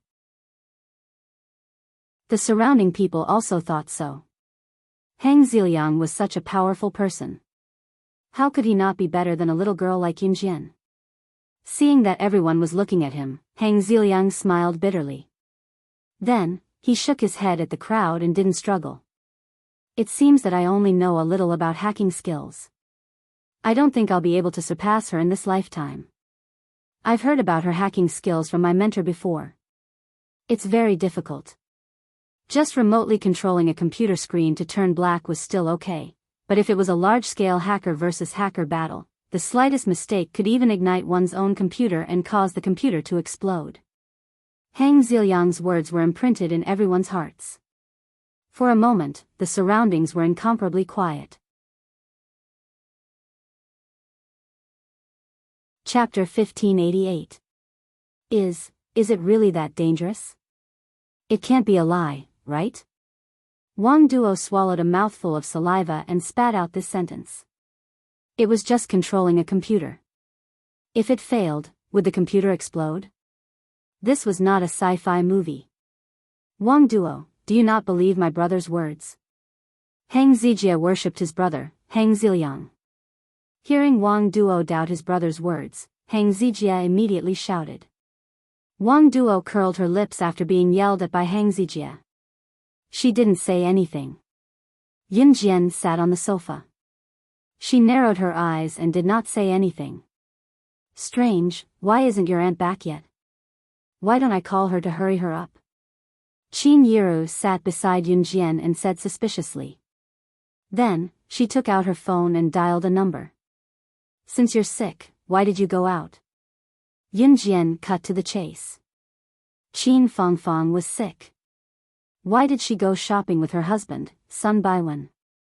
Shouldn't a sick person stay at home or rest in bed? Hearing Yun Jian's words, Qin Yiru's right eyelid twitched. She quickly called Qin Fangfang's phone. Beep beep beep, beep beep beep. At this moment, a phone rang in the living room.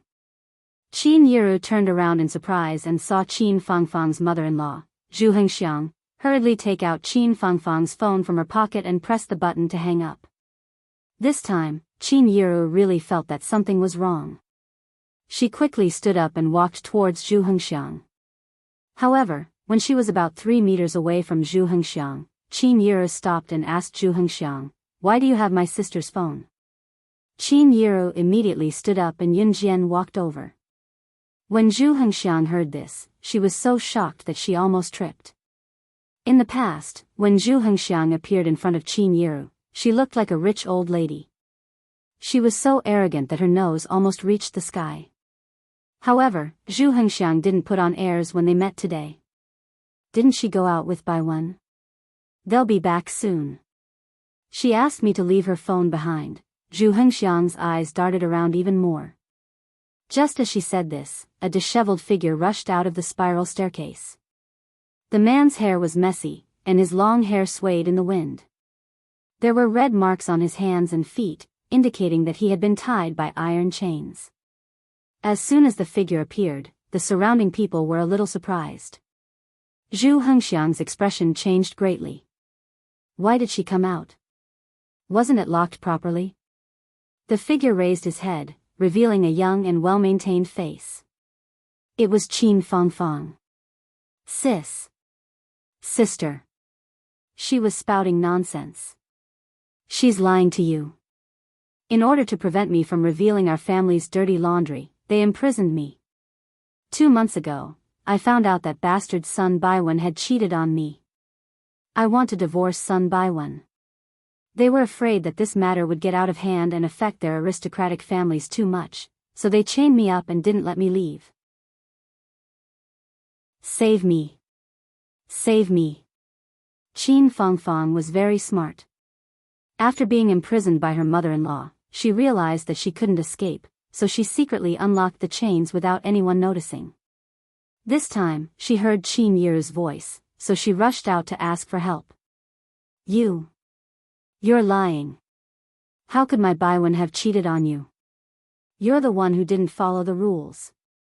After being discovered, Zhu Hengxiang still refused to admit it. My daughter. You vicious woman. Vicious woman. Zhang Meihua screamed and rushed towards Zhu Hengxiang. Zhu Hengxiang was at a disadvantage in the argument, but she immediately used the most vicious words to insult Qin Fangfang. She didn't pretend anymore. Bah! She's just a hen that can't lay eggs. So what if my son has a mistress outside? Isn't it because your daughter can't lay eggs? Our Sun family needs someone to inherit the family property. She didn't want Qin Fangfang to spread her family's dirty laundry. That was the reason why she imprisoned Qin Fangfang. Seeing Qin Yiru crying after seeing Qin Fangfang like this, Yun Jian's heart tightened.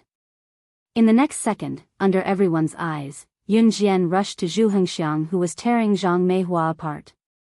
She grabbed Zhu Hengxiang and slapped her to the ground. Then, she grabbed Zhu Hengxiang's collar and lifted her up. Chapter 1589. The surrounding people were so frightened by the turn of events that they took a few steps back. What was going on? Why was Zhu Hengxiang's daughter-in-law, Qin Fangfang, imprisoned by Zhu Hengxiang? What was going on? The people who came today were all Zhu Hengxiang's relatives and friends. Zhu Hengxiang's relatives and friends even brought their own children over.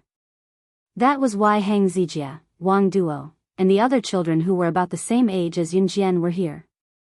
However, the people present never expected such a scene to happen. Zhu Hengxiang actually imprisoned her daughter-in-law. According to Zhu Hengxiang's daughter-in-law, Qin Fangfang, it was because Zhu Hengxiang's son, Sun Baiwen, had an affair. Qin Fangfang wanted a divorce after finding out. Then, Zhu Hengxiang was afraid that her family's dirty linen would be exposed. After all, a wealthy family like Zhu Hengxiang couldn't tolerate any scandals. Therefore, Zhu Hengxiang imprisoned Qin Fangfang to prevent her from getting a divorce. Zhu Hengxiang's son had an affair, but she didn't agree with Qin Fangfang and her son's divorce. Instead, she said that her son had an affair. She scolded Qin Fangfang as a hen that couldn't lay eggs. She said that the Sun family needed someone to inherit the family property. The surrounding people trembled with fear when they heard that. They were glad that they had nothing to do with the Sun family. However, what surprised the surrounding people was not this, but Yun Jian, who looked so thin and weak, actually walked over and slapped Zhu Hengxiang to the ground. Yun Jian's hacking skills had already stunned Hang Ziliang, Hang Zijia, Wang Duo, Duan Qingxian, and the others. Now, Yun Jian's move made them widen their eyes in shock. Wasn't she a thin and weak little girl? How could she have such great strength? Moreover, she had said to Zhu Xiuxiang, "Old woman, you're dead." Oh my, Si Xiang, what the hell is going on? What do you mean your son has an affair? What's going on? Your son usually looks like an honest person. How could he do something like having an affair? A very gossipy old woman walked over from the side. She frowned and asked as she walked over. Qin Fangfang's husband, Sun Baiwen, was an honest person. However, people changed when they had money. Especially since Qin Fangfang had been married to Sun Baiwen for so many years, her stomach had not made any sound. As her mother-in-law, Zhu Hengxiang couldn't wait for Qin Fangfang, a hen that couldn't lay eggs, to get out of her house. However, if news of Sun Baiwen's divorce got out, it would not only be bad, but it would also affect his business. The Sun family was running a car marketing company. At the same time, they were working with others. Reputation was very important to the Sun family. Therefore, even if Qin Fangfang was imprisoned, Zhu Hengxiang would not let her go. However, he did not expect that Qin Fangfang would seize the opportunity to escape from the room after unlocking the chains. I must have been blind to have followed Sun Baiwen. Although your Sun family is rich, at least you won't look down on others. I misjudged you. Sun Baiwen was a bastard. This marriage must be divorced. Qin Fangfang was a very strong woman. She was innocent, bitter, and upset, but she would not show it. Instead, she yelled at Zhu Hengxiang and even slapped her several times in front of Zhu Hengxiang. As Zhu Hengxiang was being suppressed by Yun Jian, she could not move. She could only use vicious words to fight back against Qin Fangfang. For a moment, the emotions at the scene were extremely difficult to control. If you want to divorce, just divorce. Do you think our Sun family is so easy to bully? Since you married into our Sun family, you have to live like an ox or a horse. My son just wants to have an heir. What did he do? You can't have a child, so he found a woman to have a child. Is he wrong? I didn't ask you to give up the position of the main wife. What era is it now?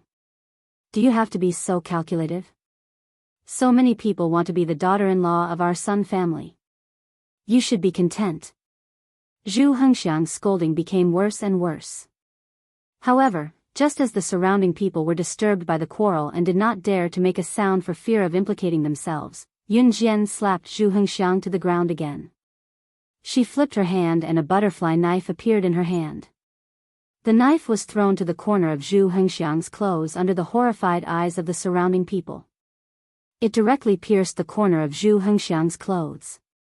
However, the knife bounced back to Yun Jian's hand with the help of the ground. Yun Jian held the butterfly knife. Her face was expressionless, but her eyes were cold. She looked at Zhu Hengxiang as if the god of death had arrived. Under everyone's eyes, she said something that made people's hair stand on end.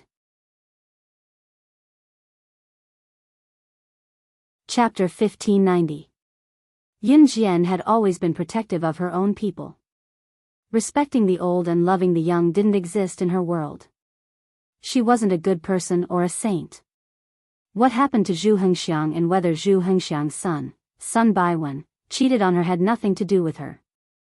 In spite of it, Zhu Hengxiang had imprisoned Qin Fangfang. Looking at Qin Fangfang, who was covered in injuries from being chained up, her wrists and ankles marked with red marks of being chained up, Qin Yiru could not utter a word as she clutched her chest in agony. Even if it wasn't for Qin Fangfang, Yun Jian knew that if she didn't do anything, Qin Yiru wouldn't pretend that she didn't see anything. Qin Yiru wouldn't have the upper hand against a shrew like Zhu Hengxiang. Therefore, Yun Jian wouldn't sit by and do nothing. Heng Zijie, Wang Duo, Duan Qingxian, and the people who were watching the show but didn't dare to make a sound were all shocked when they saw Yun Jian carrying a knife. She actually carried a knife with her. Was she ready to fight at any time? And judging from how skilled she was, it was obviously not her first time doing this. Even if something like this happened, it's an adult's matter. Why is a child like her getting involved? And she's even swinging that stupid knife. She thinks she knows how to swing it. She's really good. Wang Duo, who was standing beside Heng Zijie, saw Yun Jian twirling the butterfly knife. She was envious and jealous. If she knew how to swing a knife, she would be the one being watched. It was because of jealousy that Wang Duo said this. Wang Duo didn't get a reply. On the other side, everyone was shocked by Yun Jian taking out the butterfly knife. Zhu Hengxiang was no exception. Zhu Hengxiang was an old woman who was afraid of death. She never thought of dying when she argued with Qin Fangfang.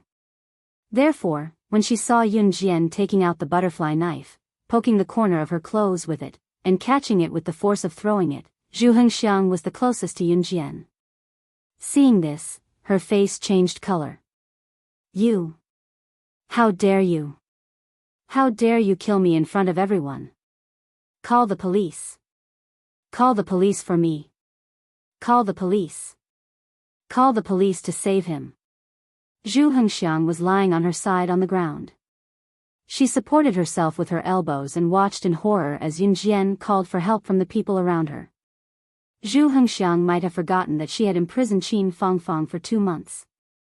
She had tortured Qin Fangfang until she was neither a human nor a ghost. What Zhu Hengxiang had done was illegal. No one dared to move. You're the one I'm going to kill. Zhu Hengxiang, Qin Fangfang, have been married to your family for so many years. I have been with Sun Baiwen since he was not as rich as he is now. But what about you? How dare you treat me like this? I, Qin Fangfang, cannot accept it. She wanted a divorce. But you imprisoned me. You want to call the police? We don't need you to call the police. I'll call the police. I want to sue you for imprisoning me. Qin Fangfang gritted her teeth and forced herself not to cry. She wanted to use the most rational and legal means to protect herself. But before that, she wanted to take revenge for the humiliation she had suffered at Zhu Hengxiang's hands. Qin Fangfang walked over and raised her hand. Just as she was about to slap Zhu Hengxiang's face, a furious voice came from the main entrance. Qin Fangfang! How dare you! How dare you hit my mother! It was Sun Baiwen, Qin Fangfang's seemingly honest husband. After Sun Baiwen shouted, he pulled a young woman in his hand and walked towards Qin Fangfang from the main entrance while shouting. This young woman was Sun Baiwen's cheating partner. She was commonly known as the mistress. At this moment, the rather good-looking mistress, who was wearing fashionable clothes, looked up and glanced at Qin Fangfang smugly. She looked as if she was provoking Qin Fangfang. Needless to say, Sun Baiwen's cheating was a foregone conclusion. And the most important thing was that he dared to bring his mistress home directly. Qin Fangfang was furious. Fortunately, Qin Yiru hugged her and comforted her, so she did not do anything rash. At this moment, Zhu Hengxiang suddenly got up from the ground. She stood up and immediately tried to push Qin Fangfang and Qin Yiru down. At the same time, she shouted, "Ah! Go to hell! Go to hell! B*TCH! How dare you hit me just now?" Everyone was shocked. Just when everyone thought that Qin Fangfang and Qin Yiru would be pushed to the ground by Zhu Hengxiang, who suddenly got up, a figure flashed by. Before Zhu Hengxiang could stand up, she was sent flying 5 meters away by Yun Jian's kick. She was paralyzed on the ground, unable to get up for the time being. Zhu Hengxiang was in pain. Before anyone could react, Yun Jian had already grabbed the butterfly knife and walked towards Zhu Hengxiang. Chapter 1591. Qin Yiru was comforting Zhu Hengxiang when she got up from the floor and extended her aged hands in an attempt to push Qin Yiru and Qin Fangfang down. Yun Jian was enraged. No one was allowed to lay a hand on Qin Yiru, no exceptions. You! How dare you lay a hand on my mom? Sun Baiwen obviously remembered Yun Jian, so he only roared at Yun Jian, not daring to do anything to Yun Jian. Back in Longmen City, Sun Baiwen was terrified when he found out that Yun Jian was the director of New Cruise. Yun Jian was Qin Fangfang's niece and the director of New Cruise. Sun Baiwen was slightly afraid when he first cheated. Qin Fangfang's relatives could not threaten him at all. The only one who could was New Cruise's director, Yun Jian. Later, the mistress named Song Ling seduced him. Sun Baiwen was a normal man and it had been so many years, but Qin Fangfang's stomach did not make any noise at all. Sun Baiwen wanted to be a father too, so he went with the flow and hooked up with the mistress named Song Ling. Everything was so natural. In the end, Sun Baiwen even dared to enter and exit in front of Qin Fangfang with his mistress. Song Ling's Sun Baiwen used to be a man who valued relationships, but everything changed when he became rich. It was his mother, Zhu Hengxiang, who wanted to push Qin Fangfang and Qin Yiru to the floor, but Yun Jian retaliated. Sun Baiwen did not even care about Qin Fangfang as he roared at Yun Jian. Qin Fangfang was heartbroken. She stood where she was with her head hung low. If it were not for Qin Yiru supporting her, she could not even stand properly. What could be more pathetic than the person who had been sleeping beside her for so many years standing in front of her with his mistress and yelling at her? The atmosphere at the scene was extremely gloomy. In the distance, Hang Ziliang, Hang Zijia, Wang Duo, and the others didn't know whether to leave or stay. From the looks of it, they stood there awkwardly. Many of Zhu Hengxiang's relatives were still standing around. Seeing the scandal of Zhu Hengxiang's family, they didn't know whether to leave or stay. It was extremely awkward. Baiwen, don't be angry. Let's call the police. Let the police arrest them. The mistress, Song Ling, was holding onto Sun Baiwen's arm. Her round breasts were almost touching the inside of Sun Baiwen's arm. She had the nerve to speak to Sun Baiwen. Yes, yes. Call the police. Call the police.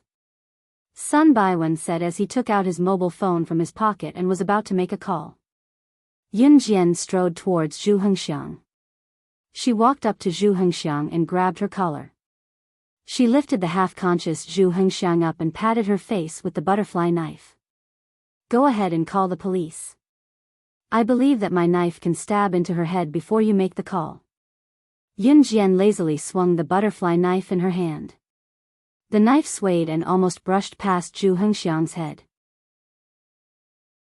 Sun Baiwen was so frightened that he quickly put down his phone. In comparison, his mother, Zhu Hengxiang, was still very important to him. Murder is illegal. You're so young and yet you're learning to threaten people. Don't you think it's shameful? Wang Duo, who was standing in the distance, saw Yun Jian's insolence again and again. She couldn't help but stand up and say something that she thought was fair.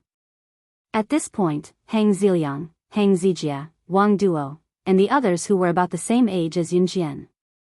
Sun Baiwen was certain that Yun Jian wouldn't dare to make a move. Just as everyone thought so, Yun Jian raised the butterfly knife and stabbed it into Zhu Hengxiang's thigh in front of everyone. Ah! Zhu Hengxiang, who was in a semi-conscious state, screamed out in pain and fainted. She actually dared to make a move. That could kill someone. Chapter 1592. Everyone was shocked by Yun Jian's actions. They all thought that Yun Jian did not have the courage to hurt Zhu Hengxiang. She did not even have the courage to hurt Zhu Hengxiang even a little bit. After all, murder was illegal. Although Yun Jian did not kill Zhu Hengxiang, she did hurt her. If there were no acquaintances in the police station, Yun Jian would not be in jail at her age, but she would not be in a good state either. You actually dared to hurt my mom. Ah! I'm going to kill you. After Sun Baiwen reacted, he wanted to rush towards Yun Jian. However, the mistress, Song Ling, grabbed his hand and did not let Sun Baiwen rush over.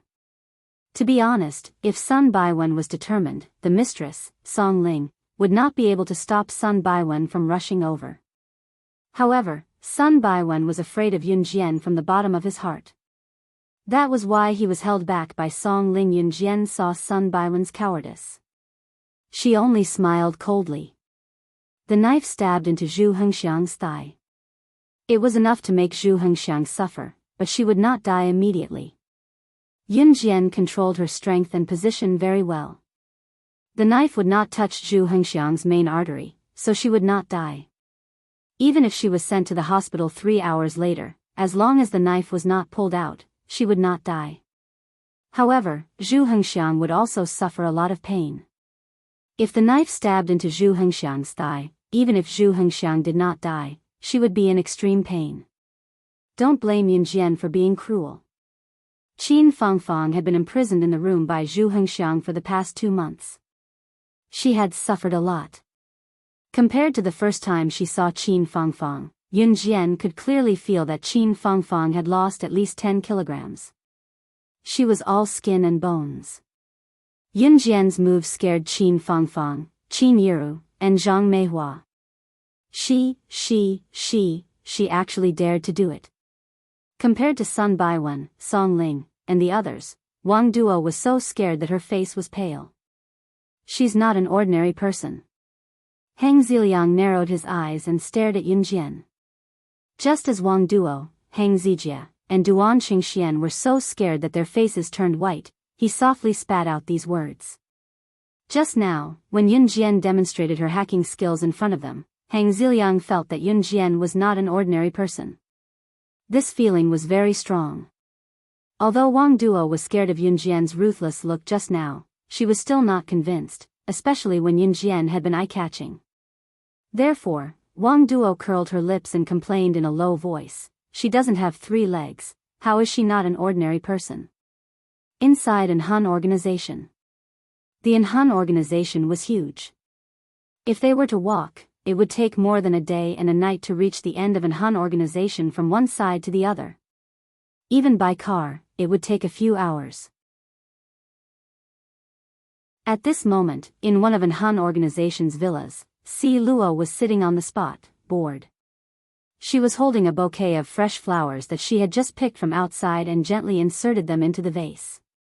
Ever since Shuang brought her here, she had been watched by the female housekeeper at the door to prevent her from escaping. Seeing that the housekeeper had gone to the toilet, Si Luo's eyes flickered. She stood up immediately and dashed out. She wanted to leave this place. She did not want to stay with him. However, just as Si Luo rushed out of the door, she crashed into a sturdy chest. Si Luo's heart clenched. She looked up in fear and saw Shui Ying's dark face. Without a word, Shuang grabbed her wrist and dragged Si Luo into the house. "Let me go, I want to stay with Sister Qin Yu and the rest." Si Luo was thrown onto the bed by Shuang. She looked at him fearfully, still refusing to let him go. She still could not understand why he would not let her go. She slept on the same bed with him every day. Would she get pregnant?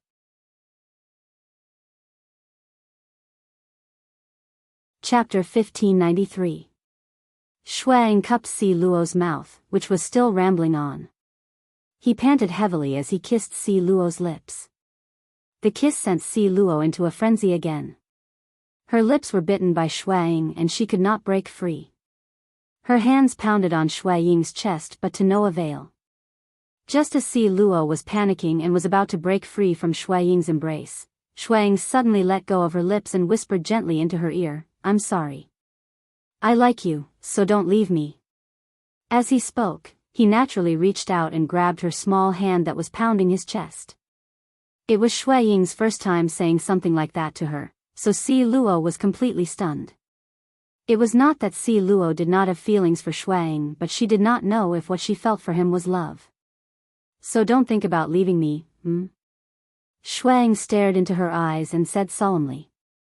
Si Luo was surprised, but for some reason, she felt a warmth in her heart. For some reason, Si Luo looked at Shui Ying's perfect face, which only had a deep scar on his neck. She nodded subconsciously. Country Z, Pudong City, Gan Province, Sun Baiwen's house. The atmosphere was still crumbling. Sun Baiwen was pale. Being pulled by Song Ling, he dared not go to Yun Jian himself, so he could only watch as his mother, Zhu Hengxiang, fainted with blood on her thigh. "Xiao Jian, don't kill her." Qin Yiru was afraid that Yun Jian would really kill Zhu Hengxiang. She was not afraid that Zhu Hengxiang would die, but that Yun Jian would ruin her life because of Zhu Hengxiang. After all, this was a society ruled by law. Yun Jian had wanted to scare Sun Baiwen, but seeing that Qin Yiru was afraid that something would happen to her, Yun Jian spoke frankly. "She won't die." Zhu Hengxiang's injuries looked serious and she had fainted, but for some reason, Qin Yiru was not worried anymore after hearing what her daughter Yun Jian said. "Won't die? She's so hurt." Do you think you're an executioner in the underworld? That's a human life we're talking about. Wang Duo couldn't help but speak up again. Her tone was as if she was very kind and Yun Jian was a big bad person who was beyond redemption. At this moment, Yun Jian's phone rang. Yun Jian ignored Wang Duo's righteous clamor and picked up the phone. The people around couldn't hear what the person on the other end of the phone said, but Yun Jian lowered her eyes and said to the person on the other end of the phone, "Come in." Come in? What did he come in for? The surrounding people were very puzzled. Yun Jian, do you think this is fun? Aren't you going to call the ambulance? Do you have to be so vicious? You can't be so vicious. Wang Duo couldn't help but ask after hearing Yun Jian's words. However, before Wang Duo could finish speaking, a delicate and pretty figure walked in through the door. Seeing this, the surrounding crowd was drawn over. It was Qin Yu. Who's this? The people around them frowned as they watched Qin Yu walk in. What are you trying to do? Wang Duo rolled her eyes. Qin Yu went straight to Yun Jian and told Yun Jian in front of the crowd, "Sister Jian, the blood babies have moved. Sister Jian, the blood dolls are on the move. Master told me that they might have found you and might attack you anytime soon. That was why she had rushed here from Longmen City." Qin Yu enunciated each word to Yun Jian with a grim expression. Pfft. Blood babies? What blood babies? Were they having a house party? They're attacking her? Does she think she's some boss of Long Shao or some underground organization? Wang Duo could not help guffawing when she heard what Qin Yu said to Yun Jian. Before Wang Duo could finish, Hang Ziliang's expression changed. He looked at Yun Jian and Qin Yu in front of everyone and asked, "Are you talking about the blood babies?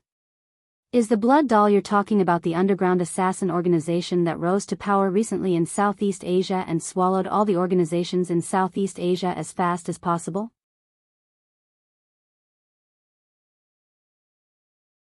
Chapter 1594.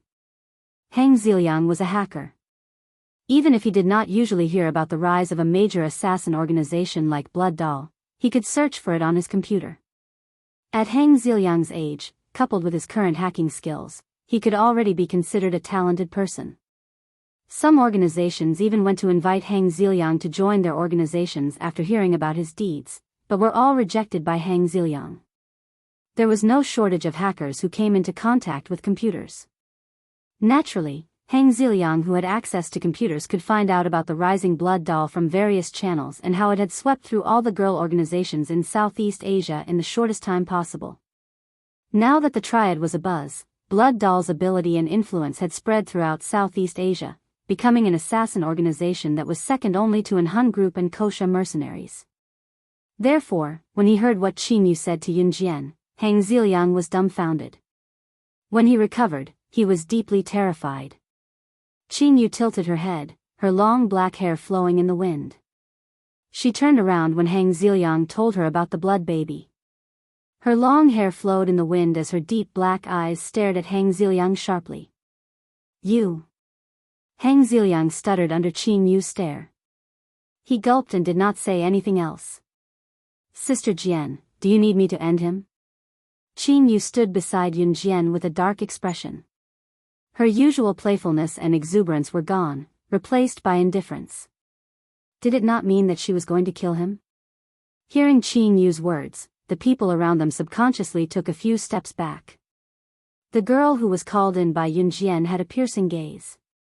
It was not as intimidating as Yun Jian's, but when Qin Yu came, everyone felt like Yun Jian was the boss of some organization. Moreover, the girl who just came in just now had called Yun Jian Sister Jian. Why did Yun Jian look so much like a mafia boss? Are you guys going to kill him in public? This is a lawful society. Wang Duo was shocked when she saw Qin Yu looking over, even though it was not directed at her. By one. Hurry up and chase these lunatics away. Isn't this your home? What nonsense are they spouting? The mistress, Song Ling, felt chills running down her spine when she heard Yun Jian and Qin Yu's words and actions. She then rubbed her quivering chest against Sun Baiwen's arm in an even more exaggerated manner. Qin Fangfang was helped upstairs by Qin Yiru and Zhang Meihua before Qin Yu entered. This matter was naturally not over, but according to Qin Fangfang's current state, if she were to face Sun Baiwen and the mistress, Song Ling, walking confidently in front of her, her state would definitely collapse. Therefore, Qin Yiru and Zhang Meihua helped Qin Fangfang upstairs. Qin Yiru and the other two did not see what happened just now. Don't try to scare us with your professional words. Qin Fangfang may be your aunt, but this is our family's business. What assassin organization? Nonsense. Even if you use such professional words to scare me, this still happened. I won't agree to divorce Qin Fangfang, Sun Baiwen told Yunjian solemnly. He hugged the mistress in his arms but pretended to be manly. However, before he could finish, another silhouette dashed in through the door. It was Gu Nianji who came in light.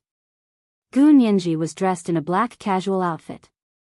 She held a pistol in her hand as she dashed in and spoke to Qin Yu and Yunjian with a frown. Blood Doll's people are here. They're right outside. As she spoke, Gu Nianji tossed the pistol in her hand to Yunjian. Gu Nianji had completely surrendered to Yunjian now.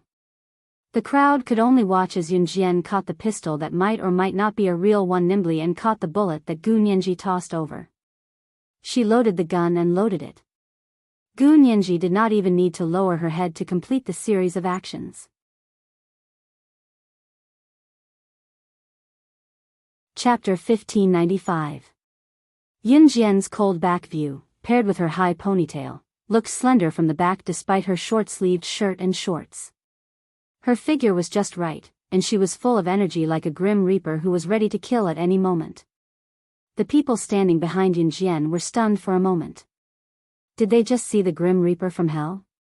Wang Duo, Hang Zijia, Hang Ziliang, and Duan Xingxian could not help gulping. Many of the people around them were Zhu Hengxiang's relatives, but no one cared about Zhu Hengxiang, who was lying unconscious on the ground and had just been stabbed in the thigh by Yunjian. Everyone present was shocked by Yunjian's attack. Especially Sun Baiwen and Song Ling. Sun Baiwen even said that Yunjian had purposely called Qin Yu over to say what she said in front of everyone. He even described what Qin Yu said to Yunjian about the blood baby as a pretentious professional. When they saw Gu Nianji, who rushed into the house, everyone was shocked, including Sun Baiwen. Especially when they saw the shiny black pistol in Gu Nianji's hand, everyone's hearts clenched tightly. However, the first thought that came to their minds was that the gun must be a fake. However, they watched as Yunjian took the pistol, took the bullets Gu Nianji tossed over, loaded it, and loaded the gun. They were completely dumbfounded. Was this a real gun? Yunjian was already walking out of the door. Qin Yu and Gu Nianji followed closely behind Yunjian. They're serious. Hang Ziliang frowned and grabbed a handful of his hair as he followed. Although Sun Baiwen and Song Ling were scared, their curiosity drove them to follow. Wang Duo, Hang Zijia, and the adults present followed them curiously. So what if the gun in Yunjian's hand looked like the real thing? Technology was so advanced now that it was not difficult for a fake gun to look like the real thing. Everyone followed Yunjian's footsteps, wanting to see what tricks Yunjian was up to. They wanted to see what Yunjian was up to. Did she really think that she was some big shot on the international stage who was being hunted down by an assassin organization? Now, she wanted to play the role of a hero and Superman to save the world. Hee, how could such a thing happen to ordinary people like them? Therefore, it could be said that the people present did not believe the conversation between Yunjian, Qin Yu, and Gu Nianji. When she ran out, Wang Duo followed Yunjian's footsteps and said to the people standing around her, "TSK, what is that? Does Yunjian really think that she is the savior of the world? How can that assassin organization deal with someone like her who has no status at all? Do they have nothing better to do?" To Wang Duo, Hang Zijia, and the others, the term assassin organization was a group that they would never come into contact with in their lives. Therefore, when he saw Yunjian running out and saying that the assassin organization called Blood Doll had appeared, he was shocked. Whether it was Wang Duo, Hang Zijia, Sun Baiwen, or the mistress, Song Ling, they all came out with the mentality that they wanted to see what Yun Jian was up to. However, when Wang Duo, Sun Baiwen, and the others stepped out of the villa, they heard a series of bang bang bang sniper rifle shots. A real gun? A real gun. Wang Duo, Sun Baiwen, and the others retreated in fear, but at the same time, they saw a sniper rifle coming from nowhere and shooting at Yun Jian, who was running in that direction. However, what happened next shocked Wang Duo, Sun Baiwen, and the others even more.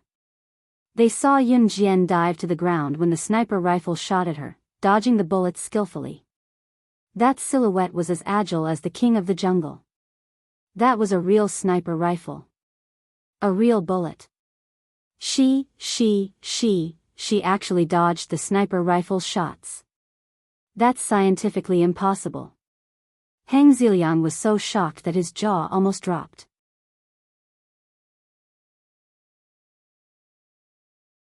Chapter 1596. The people around them included Sun Baiwen, Song Ling, the hacker expert Hang Ziliang, Hang Zijia, Wang Duo, and Zhu Hengxiang's relatives and friends. Their eyes were fixed on the scene in front of them. They were so shocked and terrified that they could not be described with words. Everyone present, whether it was Sun Baiwen, Hang Ziliang, or the others, were all ordinary people. Country Z did not allow guns and ammunition. Therefore, in a peaceful and stable place like Country Z, it was the most suitable place for ordinary people to live and reproduce. Because in Country Z, there was no need to be afraid of people shooting people on the streets. Of course, unless the smugglers had passed through the heavy security checks and brought the firearms into Country Z. However, Country Z's jurisdiction was very strict. Such a situation rarely happened. This also showed that Sun Baiwen and his group were indeed ignorant. They could not even imagine the scene in front of them. This was a very normal thing. As for Sun Baiwen and his group, as a teenager, they should study hard, listen to their parents, and be good children. Those who were disobedient were the more troublesome children in the eyes of others. They would hang out with some shady people in society all day long and enjoy that kind of life. But Yun Jian? She didn't fit into either category. What she did was beyond the acceptable range of everyone present. She actually held a handgun and rushed over to avoid the sniper rifle surprise attack. Everyone's first thought was that she had provoked someone. How could she have such shocking skills? Look over there. Those are cards written in blood. It's really Blood Doll. I heard that Blood Doll's people would scatter a large number of cards written in blood before they appear. That's the symbol of Blood Doll. Hang Ziliang's hand trembled slightly as he pointed at the cards that floated over from nowhere in the distance and said to everyone in panic.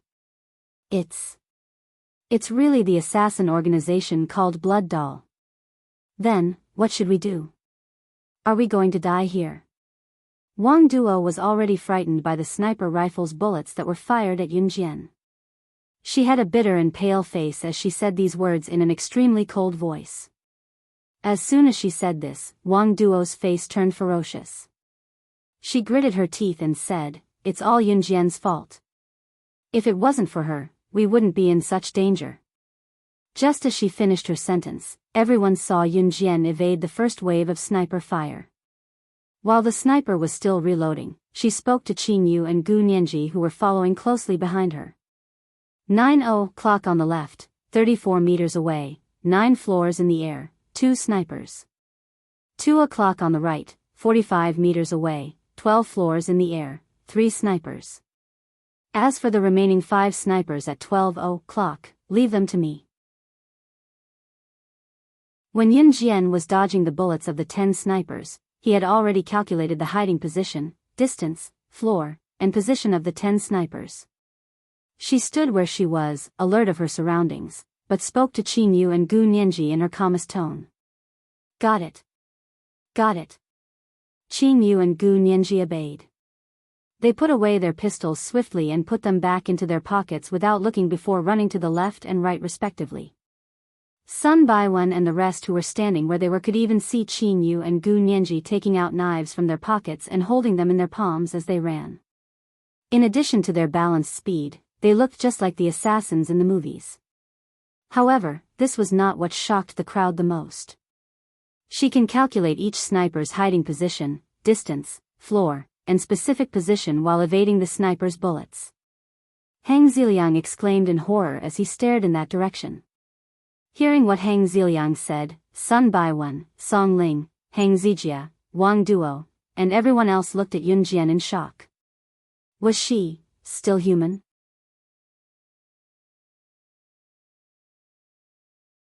Chapter 1597. Not to mention Yun Jian, who was able to calculate the hiding spot of each sniper while dodging the bullets. Anyone present, even if they were to stand in place and look at a point in the distance, they would be able to accurately report how far away that point was from them. This was something that depended on luck and guessing. Not to mention Yun Jian, who was able to easily see the precise distance between the 3 sniper spots in different directions while dodging the bullets of the sniper. Yun Jian reported an accurate number. Just from that move, Yun Jian's ability had already made everyone present unable to use the word shocked to describe it. She's lying, right? What she said just now. Is it true? What she said just now was the hiding spot of the snipers. Wang Duo could no longer use the word shocked to describe her current feelings. Who was Yun Jian? How could she have such terrifying skills, observation, and spatial abilities? Too amazing. She's simply my idol. Hang Ziliang complained loudly. He thought that he was only respected by SS in the hacker world, but Hang Ziliang never thought that he would meet a talent like Yun Jian. He originally thought that Yun Jian's hacking skills were already the limit, but what Hang Ziliang never thought was that Yun Jian could actually dodge the sniper's bullets. More importantly, her ability to see through things was astonishing. Compared to Hang Ziliang, Wang Duo, and the group of young people, Yun Jian's ability in the eyes of adults like Sun Baiwen was simply like watching a science fiction movie.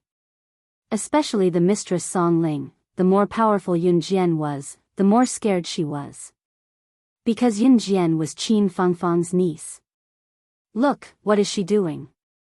Just as everyone present was stunned, they saw that Yun Jian had already quickly played with the pistol and walked towards the best sniper spot. Until Yun Jian was completely exposed to the sniper's best shooting range. What is she doing?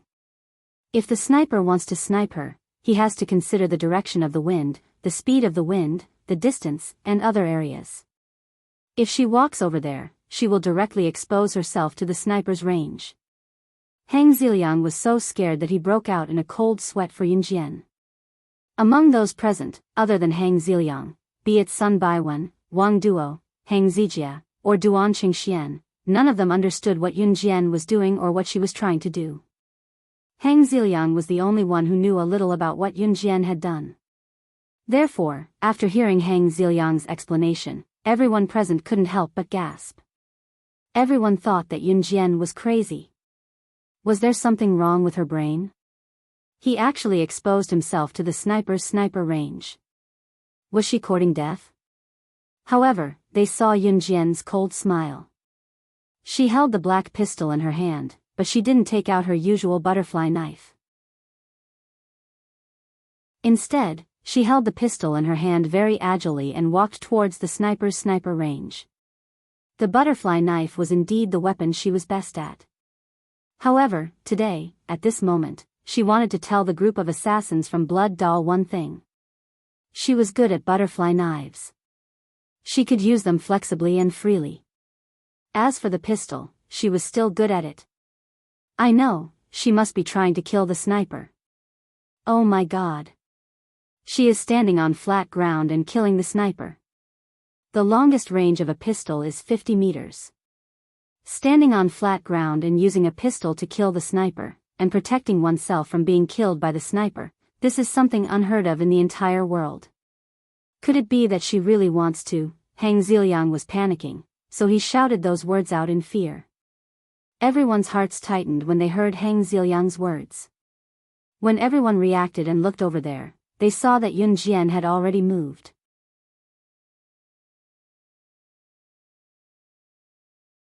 Chapter 1598. A new round of sniping began. The 5 snipers standing in the middle of the 12:00 clock reloaded their guns and fired at Yunjian again. Oh my god. Hang Ziliang and the rest who were standing far away were not shot by the snipers. It was because Yunjian was the sniper's target. A medium-caliber sniper rifle had an effective shooting range of 800 meters. Moreover, the snipers would choose to shoot from a height of tens of meters to focus on their target. Yunjian was at a disadvantage standing far away. Any carelessness and she would lose her life. It was no laughing matter. She's here.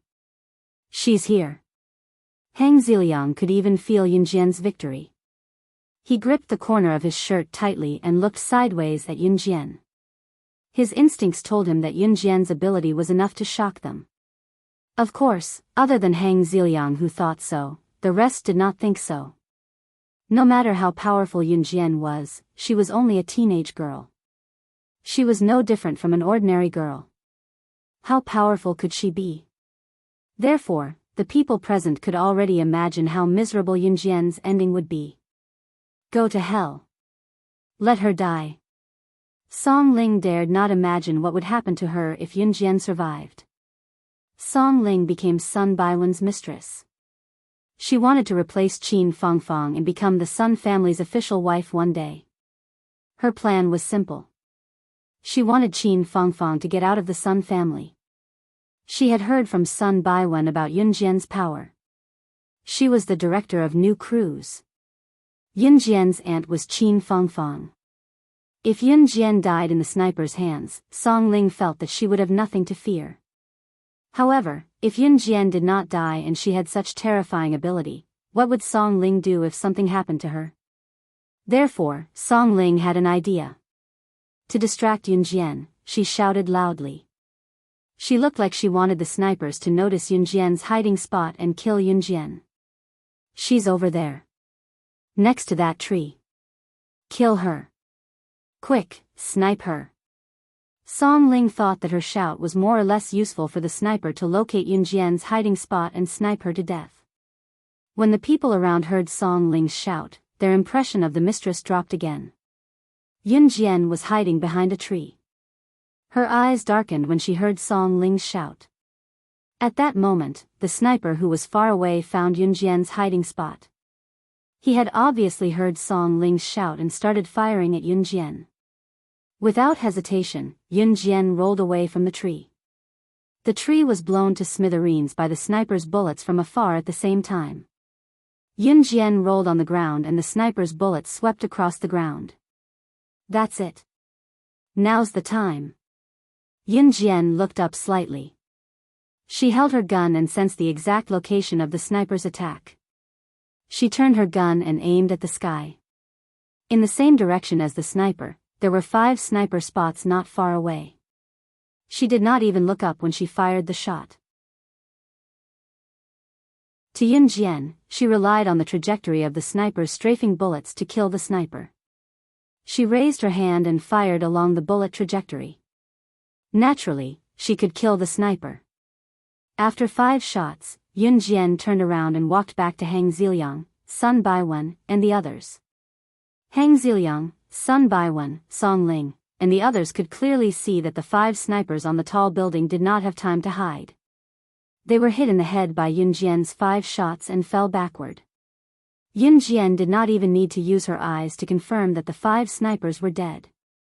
She just turned around and walked back. Her style made everyone feel that it was not her first time encountering snipers. It was also not her first time killing snipers with a gun. She was even certain that the 5 snipers would not be able to escape from her 5 shots. At that moment, in everyone's eyes, Yunjian was like the king of killing. She was like the grim reaper from hell, strolling back here. Song Ling's heart skipped a beat. She was so scared that she shrank behind Sun Baiwen. Her actions just now were obviously to kill Yunjian. Everyone at the scene could see it. At that moment, not only was Yunjian not dead, she even killed the sniper. She was not human. She had killed someone. Everyone was terrified, but no one was more terrified than Song Ling. You. What are you trying to do? Sun Baiwen was so frightened that his expression changed. Yun Jian looked at Sun Baiwen and Song Ling coldly but did not make a move. Bang! Qing Yu and Gu Nianji, who had hurried back, brought a tied sniper back and tossed him in front of Yun Jian. Sister Jian, we caught one alive, Qing Yu told Yun Jian. Bang! Without another word, Yun Jian raised her gun and shot the sniper's head. This scene caused Sun Baiwen and Song Ling, who were standing in front of them, to tremble in fear. Heng Ziliang and the others were terrified as well. They've been brainwashed. Useless people are not to be spared, Yun Jian said coldly. Just as she said that, she turned to look at Sun Baiwen and Song Ling. Then, she raised her gun and pointed it at them in front of everyone, continuing in an eerie tone.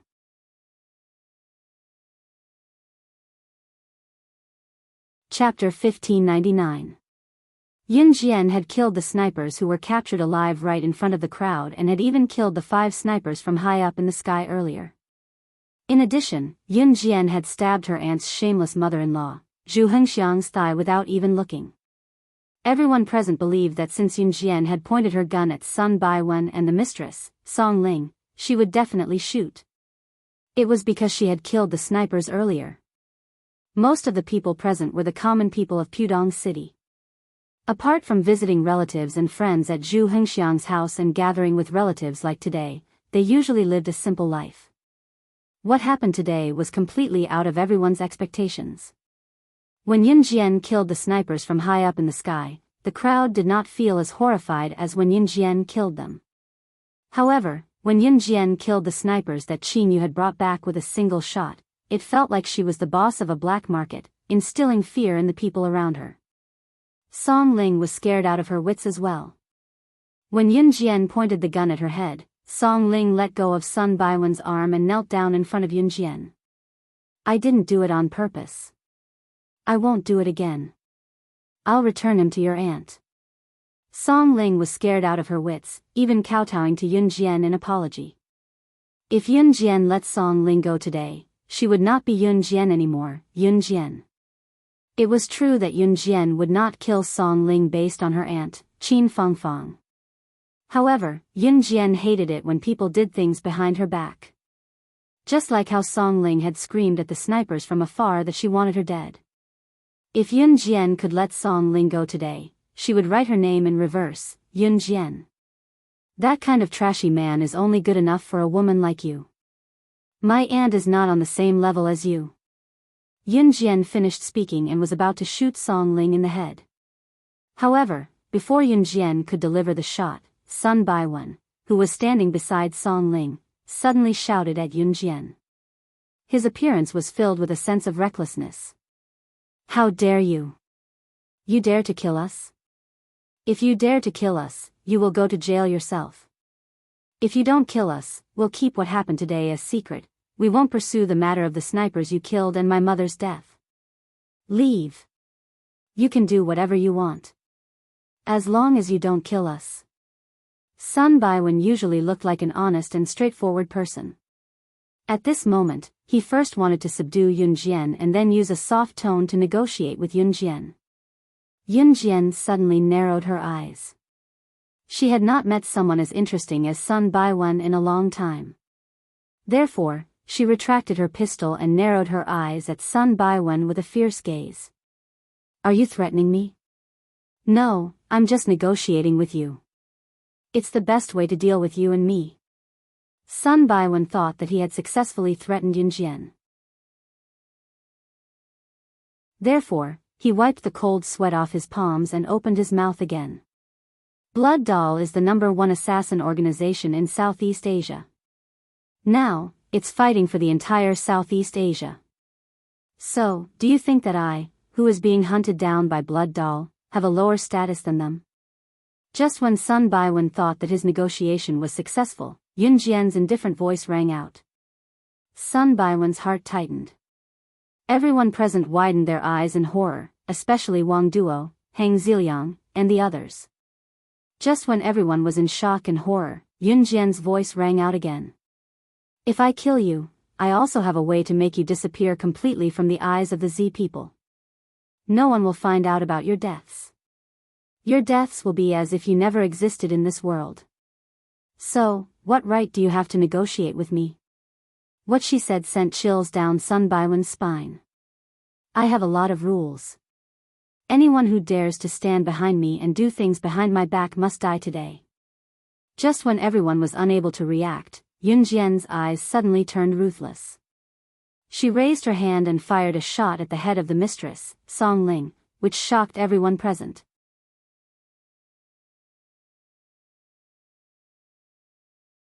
Chapter 1600. This spear directly pierced through Song Ling's head. In that instant, blood splattered everywhere. Yun Jian's shot was so accurate that it did not hurt any of the innocent people present.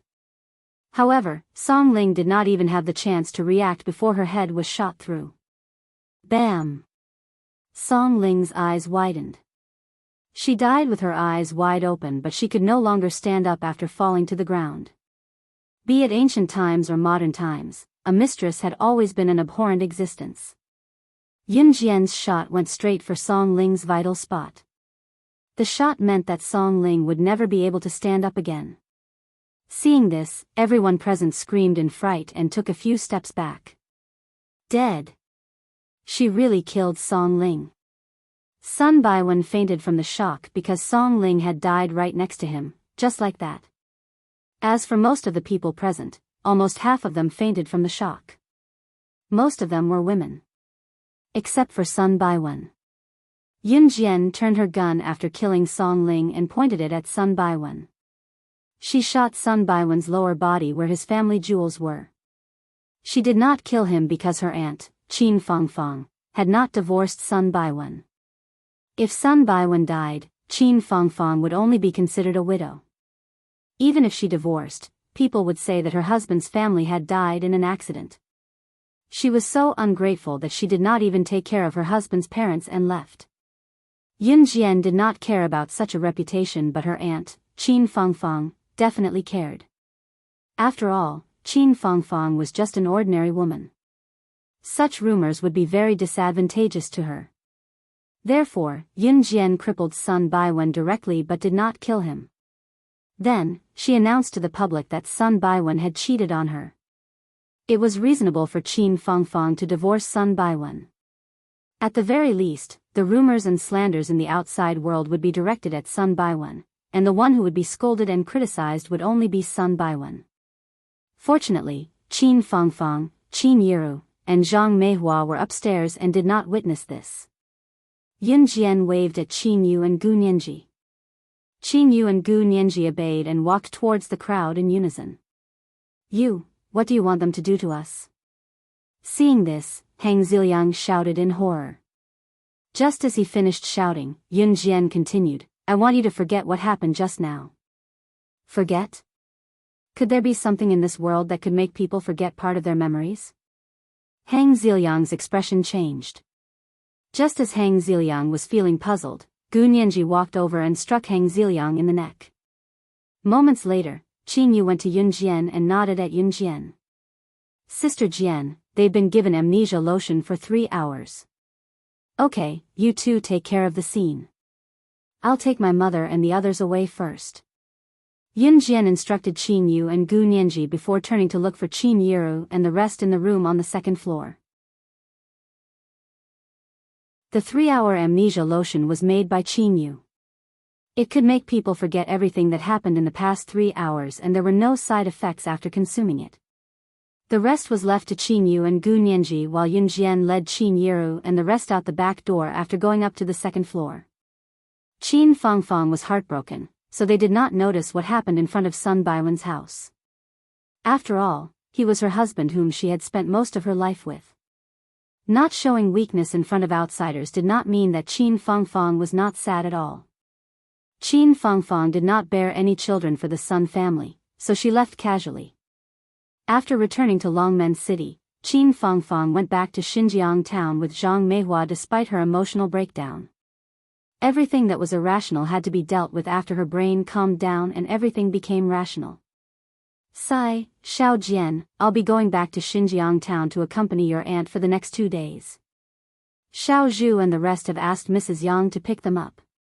Watch them at night.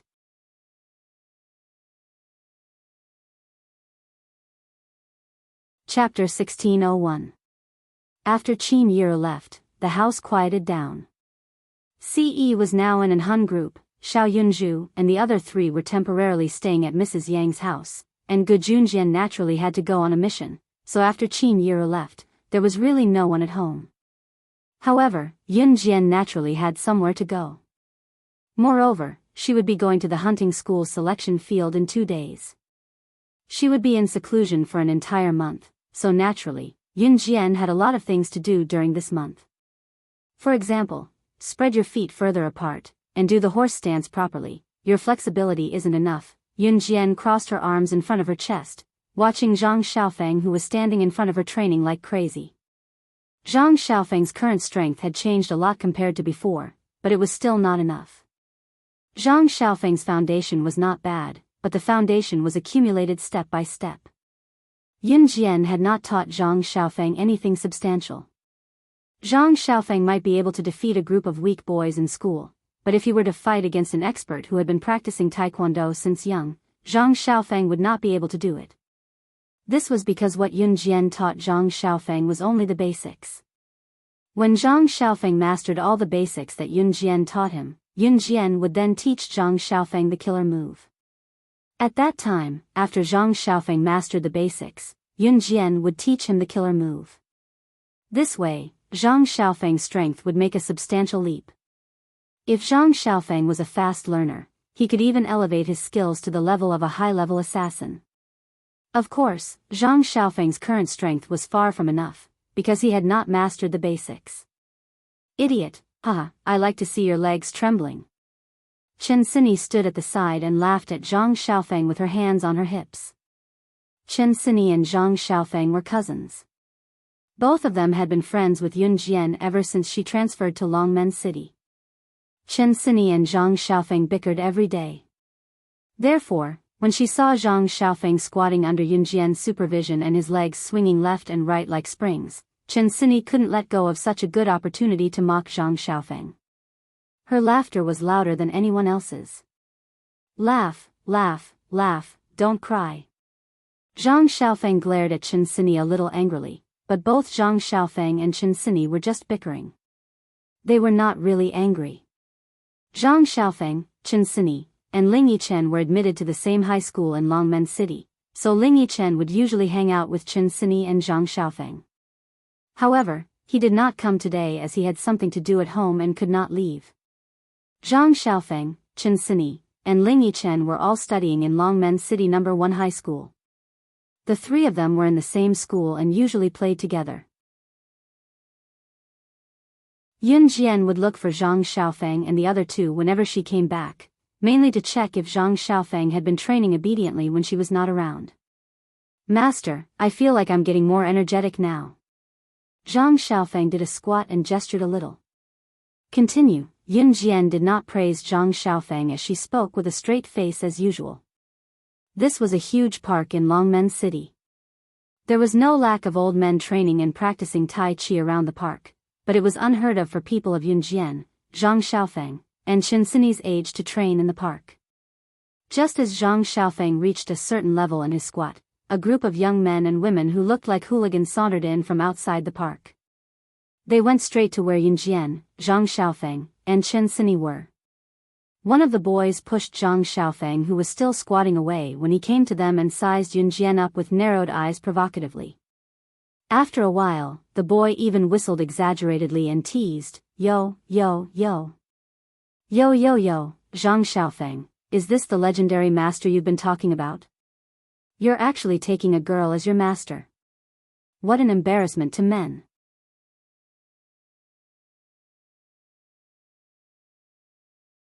Chapter 1602. Zhang Xiaofeng's face darkened when he saw the group of teenagers walking in from outside the park.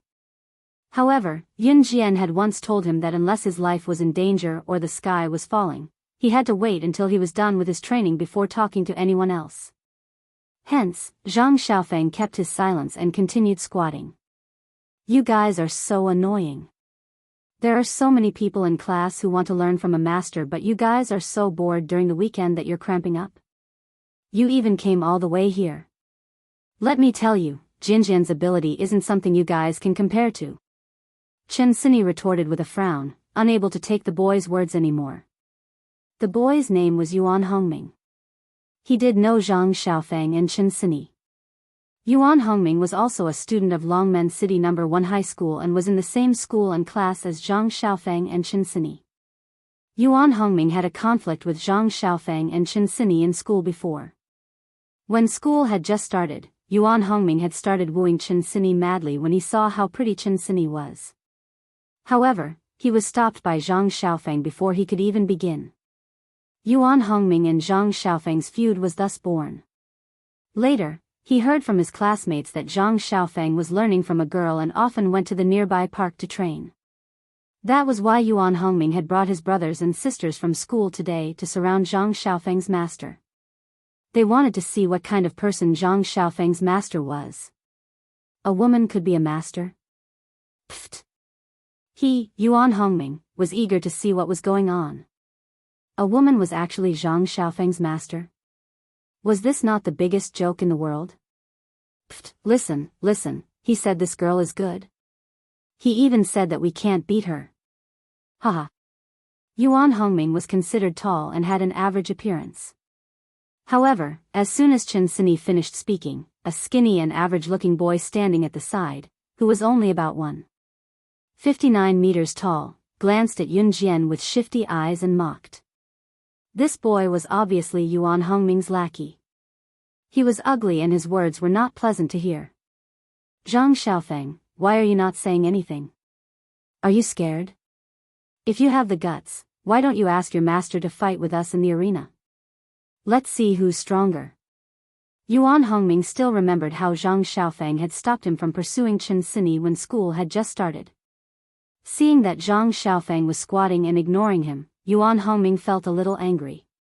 Although Yuan Hongming had found a new girlfriend now, he really liked Chen Sini at that time, so he was very disgusted with Zhang Xiaofeng, who hindered him from pursuing Chen Sini. Continue. Yun Jian ignored the chirping sparrows around her and spat out 2 words to Zhang Xiaofeng. Yuan Hongming was the typical kind of boy in school who would find a girl to date in order to have an ambiguous relationship with a girl. To put it bluntly, for Yuan Hongming, he would die if he didn't date a girl for a day. Moreover, people like Yuan Hongming were very prideful. So when he was blatantly ignored by a girl, even if this girl, Yun Jian, was good-looking, Yuan Hongming would feel disgusted. Ha! You are Zhang Xiaofeng's master, right? I heard that you are quite strong. How about it, do you want to have a spar? I am a master of Taekwondo, Sanda, and Wushu since I was young.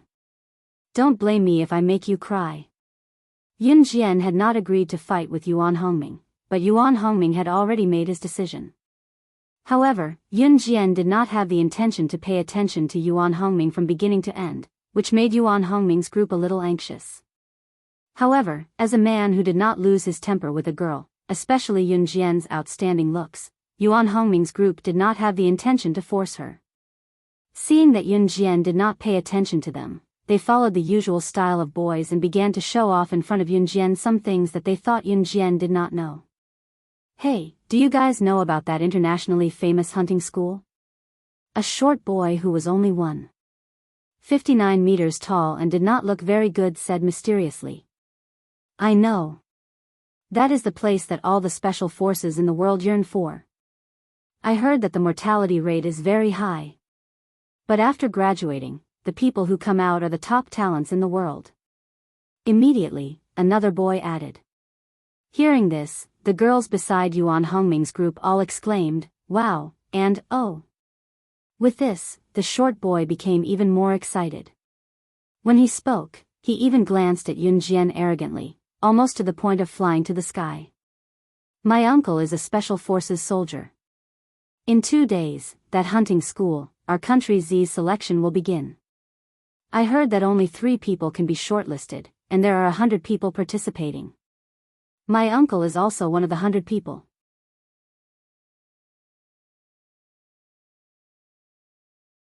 Chapter 1603. This skinny boy, who was only 1.59 meters tall and looked like a foreigner, was called Wang Qingjiang. At this moment, Wang Qingjiang's face was filled with a smug expression, as if he was extremely powerful. In fact, there were only 3 Special Forces members who could enter the hunting school in Country Z.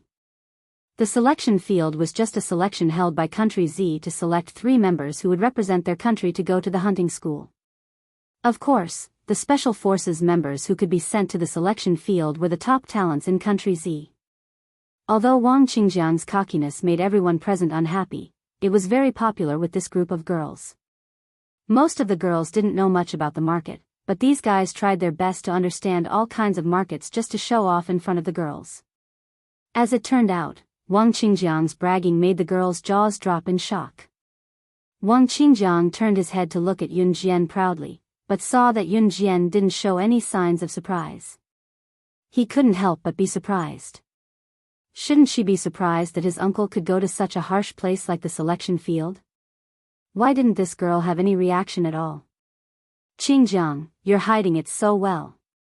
Yuan Hongming, who was beside him, put his arm around the short Wang Qingjiang's shoulder and said to him with a smile. After hearing Yuan Hongming's words, the vanity that Wang Qingjiang didn't find in Yun Jian earlier was overflowing. Of course. My uncle is nearby. He went to buy water and will come here later. If you need, you can ask my uncle for an autograph or something. After all, there are only a few Special Forces members who can participate in the selection field in Country Z. As Wang Qingjiang spoke, he glanced at Yun Jian and hinted, my uncle only gives autographs to my friends. If it's someone who doesn't get along with me, I won't give it to her unless she kisses me. As Wang Qingjiang spoke, he turned his head and glanced at Yun Jian a few more times. The way he said it, it was as if getting his uncle's autograph was the best luck of a few lifetimes. The boy next to him immediately understood what Wang Qingjiang meant by that. A guy even laughed and teased Wang Qingjiang, Qingjiang, you're short, but you're good at picking up girls. Zhang Xiaofeng, who was beside them, was still squatting in the horse stance. He was not disturbed by this group of people at all. Yun Jian also did not make a sound. Chen Sini clenched her fists in anger, but in the end, she ignored them. Just when Wang Qingjiang felt bored, he suddenly shouted excitedly to a tall figure at the entrance of the park, Uncle. I'm here. Just a moment ago, he thought that it was pointless for him to show off, but in the end, his uncle came. Wang Qingjiang immediately felt energized. Wang Qingjiang's youngest uncle was completely different from Wang Qingjiang. Wang Qingjiang's youngest uncle was quite handsome. He was about 1.75 meters tall. Looking from a distance, his valiant appearance was very similar to that of a special soldier. Wang Qingjiang's uncle had just walked over when Wang Qingjiang could not help glancing at Yun Jian and continued to boast to the group. He said to the crowd, "This is my youngest uncle. My youngest uncle is going to the selection field. With his strength, I believe that he can definitely get into the top 3 and then represent our country to participate in this year's hunting school.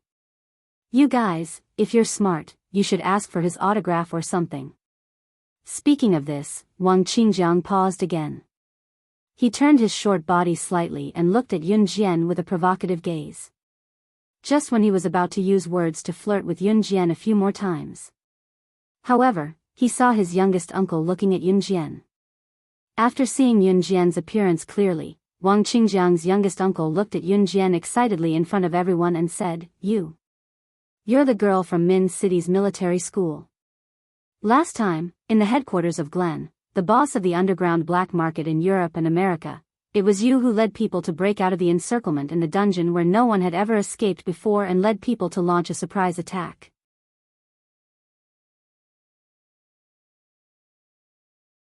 Chapter 1604.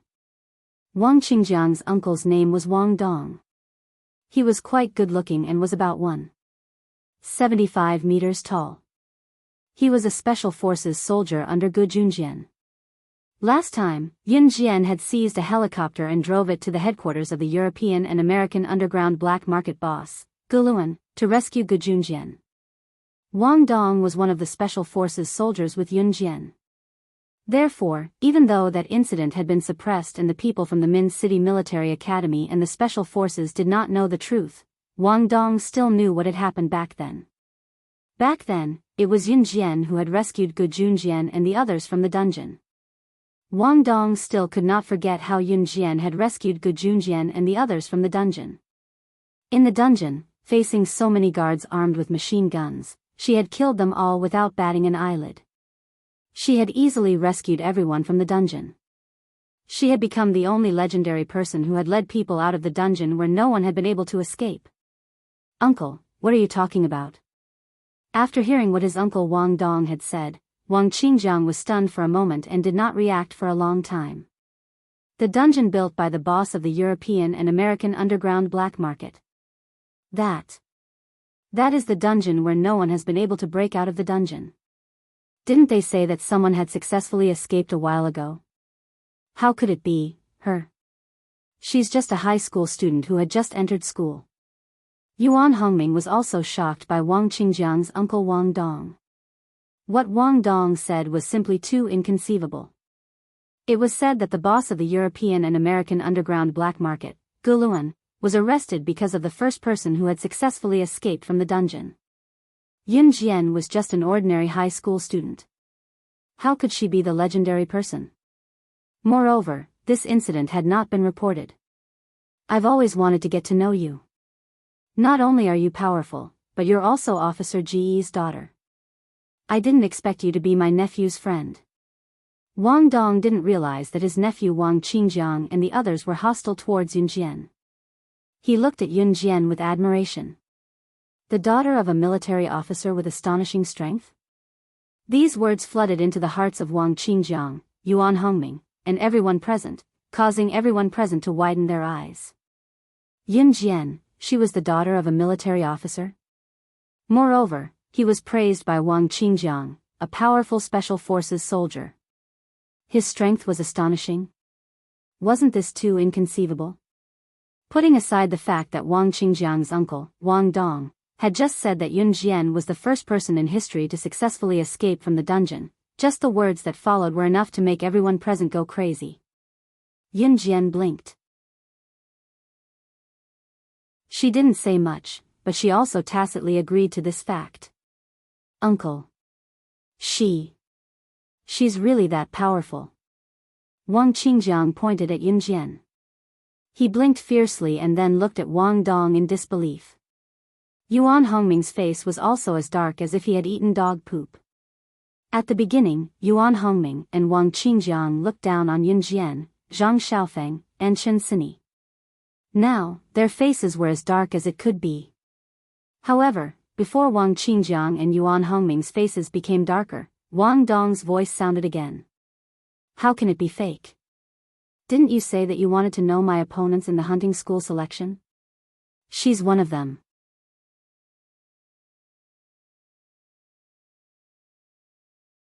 Chapter 1605. Wang Qingjiang was pleased and proud that his uncle was one of the top 100 Special Forces soldiers from country Z who could participate in the hunting school selection. Therefore, Wang Qingjiang used this to be extremely arrogant at the beginning. But what did his uncle say to him? His uncle said that Yun Jian was one of the top 100 Special Forces soldiers from country Z who could participate in the hunting school selection. And with Yun Jian's ability, it was guaranteed that she would be one of the top 3 candidates to go to the hunting school. Yun Jian was also a Special Forces soldier. Then what level was Yun Jian's ability at? Initially, Wang Qingjiang was proud that his uncle was able to join the hunting school and the Special Forces in country Z. However, after what Wang Qingjiang's uncle, Wang Dong, said to Yun Jian, the only thing Wang Qingjiang could boast about was destroyed. Yun Jian was that kind of person. And Wang Qingjiang just said that if he wanted his uncle Wang Dong's autograph, he would only give it to those who didn't get along with him if they kissed him. It was obvious that Wang Qingjiang was trying to woo Yun Jian when he said that just now, but now, what he said was as foolish as it could get. Wang Qingjiang felt his face hurt. Phew. Master, I'm done with the horse stance in half an hour. Zhang Xiaofeng didn't say a word from the beginning. Even when his classmates, Yuan Hongming, and the others appeared, Zhang Xiaofeng didn't say a word. Zhang Xiaofeng only spoke after he finished the horse stance. Continue. After 10 minutes of rest, Yun Jian ignored Yuan Hongming, Wang Qingjiang, and the others and only nodded at Wang Dong. She would give some face to Gu Yunjian's people. Oh yeah, when do you plan to go to the training ground? Wang Dong glanced at Yun Jian and asked. 5 days later, Yun Jian replied briefly. In front of Wang Qingjiang and the others, Wang Dong immediately smiled at Yun Jian and continued to ask, "You're determined to get a spot in the hunting school, aren't you?" The hunting school. Wang Qingjiang, Yuan Hongming, and the rest knew about the quota for the hunting school. There were a total of 100 people in the selection field this time, but only 3 could represent Z country. And what kind of place was the hunting school? You have to sign a life or death waiver when you enter the school. If he wanted to enter the hunting school, he had to sign a life and death agreement. That meant that if he died in the hunting school, it would have nothing to do with the hunting school. Moreover, the mortality rate of the hunting school was as high as 80%. After he graduated from the hunting school, his strength would also rise to a whole new level. These were things that Wang Qingjiang, Yuan Hongming, and the others could only tell him, but they didn't dare to imagine it themselves. Under everyone's gaze, Yun Jian nodded. Her bright and beautiful eyes flashed with a hint of determination. Then, in front of everyone, she said to Wang Dong, "Yes, I'm determined to get a spot in the hunting school." Hearing this, Wang Qingjiang, Yuan Hongming, and the rest were even more shocked. People will die in that place. Wang Qingjiang looked at Yun Jian's beautiful face and kindly reminded her. Who wasn't afraid of death? Wasn't she? Yuan Hongming, as well as all the boys and girls with Wang Qingjiang and the rest, looked at Yun Jian in disbelief. That's right, people will die in the hunting school. Wasn't she afraid? Just when Wang Qingjiang, Yuan Hongming, and the rest looked at Yun Jian suddenly licked her red lips. She broke into a cold smile.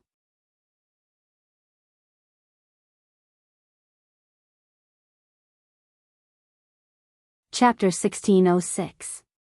When Yun Jian said this, her tone was extremely arrogant. If she, Yun Jian, could not survive the hunting school, then she was not worthy of being a special forces soldier. It was not as if ordinary people did not know how terrifying the hunting school was. It was a hunting school. A school with a mortality rate as high as 80%. Even if you are a special forces soldier who can participate in the hunting school selection, what gives you the confidence to say that you can survive in a place like the hunting school? There are so many outstanding special forces soldiers in the world, who do you think you are? I think it's a serious problem for you to even get a place to go to the hunting school in country Z. A girl next to her heard what Yun Jian said and could no longer bear to see Yun Jian in the limelight, so she argued loudly. This girl who spoke up for Yun Jian was with Wang Qingjiang. Girls usually like to be in the limelight. The girl was 169 meters tall. Among the girls, she was considered a tall and slender beauty. Usually, when she was with Wang Qingjiang and Yuan Hongming, this girl was always in the limelight. However, just now, Yun Jian was in the limelight, so the girl could no longer hold it in and wanted to refute Yun Jian. The girl's name was Lin Susu. Her looks were quite average, but her face was covered with rouge and makeup. Although she did not look good, she felt that it was very good. If she can't get a place, there will be no special forces soldier who can represent country Z in the hunting school. Hearing Lin Susu's words, Wang Dong, who was standing next to her, was very unhappy. Wang Dong refuted Lin Susu almost immediately. To Wang Dong, Yun Jian was the symbol of strength. Lin Susu pursed her lips after being refuted by Wang Dong. However, Lin Susu was not happy at all. I know, didn't you say that she is the daughter of an officer? You are obviously trying to please her by saying that. As a special forces soldier, you are really embarrassing. Lin Susu was rendered speechless by Wang Dong's retort. She clenched her fists, suddenly recalling how Wang Dong had addressed Yun Jian as Officer Ji's daughter. Since she was the daughter of an officer, then Wang Dong was a subordinate. It was not impossible for Wang Dong to please Yun Jian. Moreover, the possibility of Wang Dong wanting to please Yun Jian was very high. Even Lin Susu herself felt that she was very smart to be able to think of this. *T. My uncle wouldn't say that. Although Wang Qingjiang had doubted Yun Jian in the beginning, he was proud of his uncle. Therefore, although Wang Qingjiang was on Lin Susu's side, he would immediately refute Lin Susu when necessary. I don't believe you. Officials always protect each other. She is the daughter of an officer and has a reliable father, so. Lin Susu was about to say something when she heard Lin Susu's words. Yun Jian's eyes shone as she caught sight of a slender figure outside the park. It was Qin Yu. Qin Yu was strolling over. The moment she saw Yun Jian, she nodded at Yun Jian and greeted, Sister Jian.